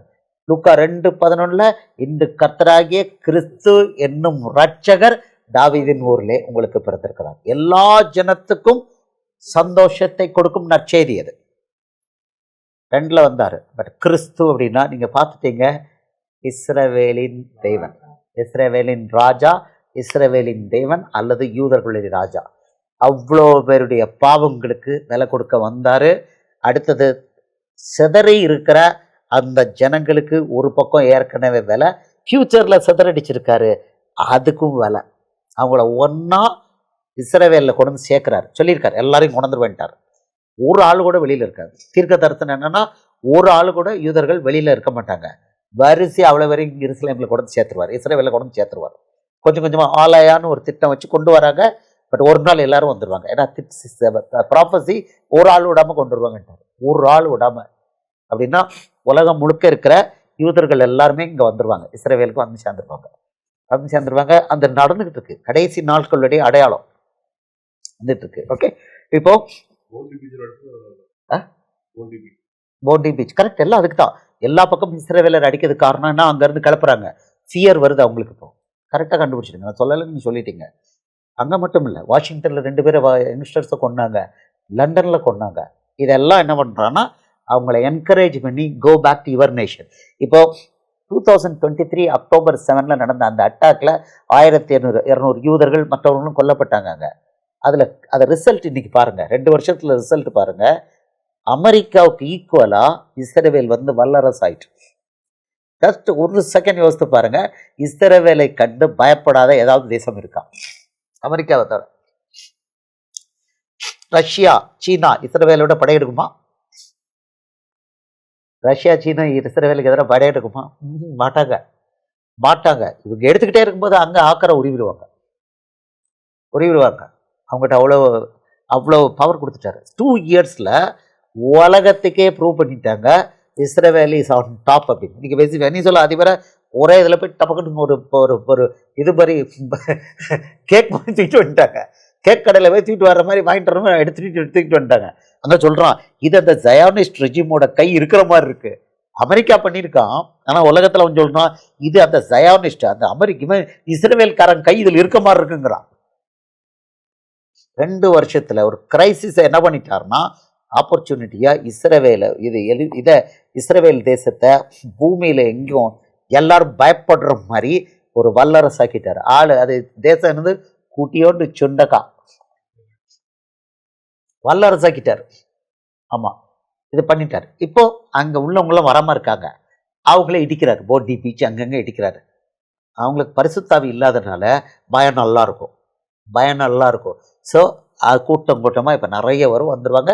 இவங்க ரெடி பண்ணுறாங்க, எக்ஸ்பேண்டட் பிளேஸ், இடத்த எக்ஸ்பேண்ட் பண்ணி ஆளுகளுக்கு வீடுகளுக்கு ரெடி பண்ணிட்டு இருக்காங்க. வந்துடும், அது நடந்த தீர்க்க தரிசனம் நிறைவேறிடும்.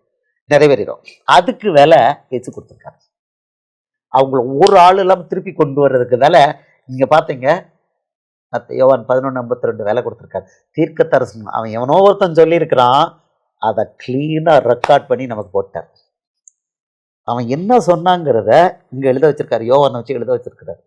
வாட் அன் அமேசிங் காட் பாருங்க, வாட் அன் அமேசிங் காட். இது அவ்வளோ அங்கே இருக்கு. இப்போ உங்களுக்கு தெரியும், எருசலேம் எப்போ திருப்பி வரும், அதை பற்றி அந்த புறஜாதியரின் காலம் முடிவுன்றது ஏற்கனவே நான் சொல்லி கொடுத்துருக்கோம். லூக்கா 21-24 சொல்லியிருக்கிறாரு. அது 67 நடந்துருச்சு. சொல்றாரு, பட்டய கருக்கினாலே விழுவார்கள், சகல புறஜாதிகளுக்குள்ளும் சிறைப்பட்டு போவார்கள், புறஜாதியரின் காலம் நிறைவேறும் வரைக்கும் எருசலேம் புறஜாதியாரால் மிதிக்கப்படும். இயேசு சொன்ன தீர்க்க தரிசனம், கடைசி காலத்தை பற்றி சொன்ன தீர்க்க தரிசனம். இதை அவங்கள விரட்டி அடிப்பேன் எல்லா பக்கம்ட்டாரு. பட்டய கற்கினாலே விடுவார்கள், சகல புறஜாதிகளுக்குள்ளும் சிறைப்பட்டு போவார்கள். அங்கே உபாகம் 28 உள்ள சாமம் அதுதான். இதை இயேசு கன்ஃபார்ம் பண்றாரு. புறஜாதியாரின் காலம் நிறைவேறும் வரைக்கும் எருசலேம் புறஜாதியாரால் மிதிக்கப்படும். நமக்கு எவ்வளவு நாள் கொடுத்துருக்காருன்னா அது இங்க இருக்கு. எருசலேம் என்னைக்கு இஸ்ரவேல் கையில திரும்பி போகுதோ அன்னையோட புறஜாதியரின் காலம் முடிஞ்சதுன்னு அர்த்தம். இது எப்ப முடிஞ்சது? 1967 முடிஞ்சிருச்சு. 1967 எருசலேம் முழு நகரம் கம்ப்ளீட்டா யார் கையில வந்துருச்சு? இஸ்ரவேல் கையில வந்துருச்சு. 1967 புறஜாதியரின் காலம் முடிஞ்சு போச்சு. அந்த 6 டே வாரில் முடிஞ்சு போச்சு, வந்துருச்சு. இன்னைக்கு முடிஞ்சிருச்சு, எக்ஸ்டெண்டட் டயத்தில் ஓடுது. ஸோ லாஸ்ட் டேஸில் நம்ம இருக்கிறோம். அதனால் இருக்கிற எல்லா ரகசியங்களை எல்லாத்தையும் அவர் வெளியில் கொடுக்குறாரு. இப்போ உங்களுக்கு தெரிஞ்சிருச்சு. இப்போ நம்ம பார்த்த டீச்சிங் என்ன? விலை கொடுத்தார். விலை கொடுத்த தேவன் இயேசு கிறிஸ்து, இதான் டைட்டில். விலை கொடுத்துருக்காரு. கிறிஸ்துன்னு பரலோக தேவன் விலை கொடுத்துருக்காரு. யாருக்கெல்லாம் விலை கொடுத்தாரு, என்ன விலை கொடுத்தாரு? என்ன விலை கொடுத்தாருன்னு எல்லாருக்கும் தெரியும். உயிரை கொடூரமான முறையில் கொடுத்தாரு, ரத்தம் சிந்தி கொடுத்தாரு. ஏன்னா ரத்தம் சிந்ததுனால தான் பாவ மன்னிப்பு கிடைக்கும். ஸோ கேர்ஃபுல்லாக ரத்தத்தை சிந்துட்டார். அதுதான் உயிர். அப்பேரண்டாக பார்க்கலாம், அவ்வளோ ரத்தம் சிந்திருச்சுன்னா உயிர் போயிடுச்சு. அதான் உயிர். ஸோ அடுத்தது இவங்களை ஜாதியில் சிறைப்பட்டு போனவங்களை வெளியில் கொண்டு வர்றதுக்கு இப்போ நான் எழுதியிருக்கிறது படி வரிசையாக ஒவ்வொருத்தராக எப்படி கொண்டு வந்தார் அப்படிங்கிறத இங்கே நான் கவர் பண்ணிட்டேன்னு பார்க்குறேன். ஒன்று சேர்க்கறதுக்கு, மறுபடியும் ஒன்று சேர்க்கறதுக்கு வேலை. ஆமாம், அது ஓகே கொடுத்துட்டார். வானத்துலேருந்து இப்போ சொல்லிட்டாரு. ஓகே, போதும், இவ்வளோ போதும். ஸோ அவர் விலை கொடுத்த அந்த வரலாறு இப்போ உங்களுக்கு தெரிஞ்சிருச்சு. விலை கொடுத்துருக்கிறாரு, கிறிஸ்துன்னு வந்திருக்கிறாரு. நம்மக்கிட்ட ராஜான்னு வந்திருக்கிறாரு. இப்போ அடுத்தது இவர் வேலை எப்படி, அந்த டீட்டெயில்டா தாவீதின், அதாவது யூதர்களுடைய ராஜா கிறிஸ்துவுக்குரிய வசனங்கள் வரிசையா இருக்கு. யூதருடைய ராஜா, இது ரெண்டும் ஒன்று தான். இது ஒரு சாப்டர். அடுத்தது ஆபிரகாமின் குமாரன் ஒரு சாப்டர், தாவீதின் குமாரன் ஒரு சாப்டர், அடுத்தது மனுஷகுமாரன் ஒரு சாப்டர், முடிஞ்சா தேவகுமாரன் லாஸ்ட் பார்ட். அது வந்து சும்மா சம்மரி தான். இவ்வளவு இருக்குது. இப்போ நம்ம இந்த பார்ட்டை முடிச்சிருக்கோம். இன்ட்ரடக்ஷன் டு கிறிஸ்து. இது என்ன விலை டைட்டில் வந்து விலை கொடுக்க வந்த தேவன் கிறிஸ்து இயேசு. இயேசு கிறிஸ்து இல்லை, கிறிஸ்து இயேசு. இதை பார்த்துட்டோம், எப்படி விலை கொடுத்தாரு. Such a beautiful God he is அப்படின்னு சொல்லுவோமா? இப்போ இதில் கேள்விகள் இருந்தால், இந்த விலை கொடுக்கறதில் பற்றி கேள்விகள் இருந்தால் கேட்கலாம். இதில் நிறைய பழைய ஏற்பாடு வசனம் சொல்லப்பட்டது, அதை மன்னிச்சுக்கோங்க. அதுலேருந்து அந்த ரூட் உங்களுக்கு தெரியணும், அதை கொடுத்துருக்கிறாரு. எல்லாமே பொக்கிஷங்கிற கேட்டகரியில். எங்கேயுமே நம்ம சொல்லலை உங்களுக்கு ஏசப்பா வீடு கொடுப்பாரு, வாசல் கொடுப்பாரு, நீங்கள் எங்களுக்கு காசு கொடுக்கணும், இதை மாதிரி எதுவுமே நம்ம சொல்லலை. இங்கே ஒரு காசு 1000 ரூபாய் கொடுத்தீங்கன்னா உங்களுக்கு 10,000 ரூபாய் கொடுப்பாரு, இப்படியெல்லாம் நம்ம ஒன்றுமே சொல்லலை. ஓகே, அவர் சொல்லலை, பட் அவங்கெல்லாம் சொல்கிறாங்கல்ல, அவங்கெல்லாம் சொல்கிறாங்கல்ல.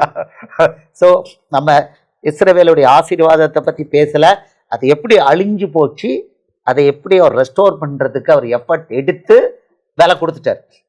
அவங்கள ரெஸ்டோர் பண்ணுறாரு, அவ்வளோதான் சொல்லிட்டாரு.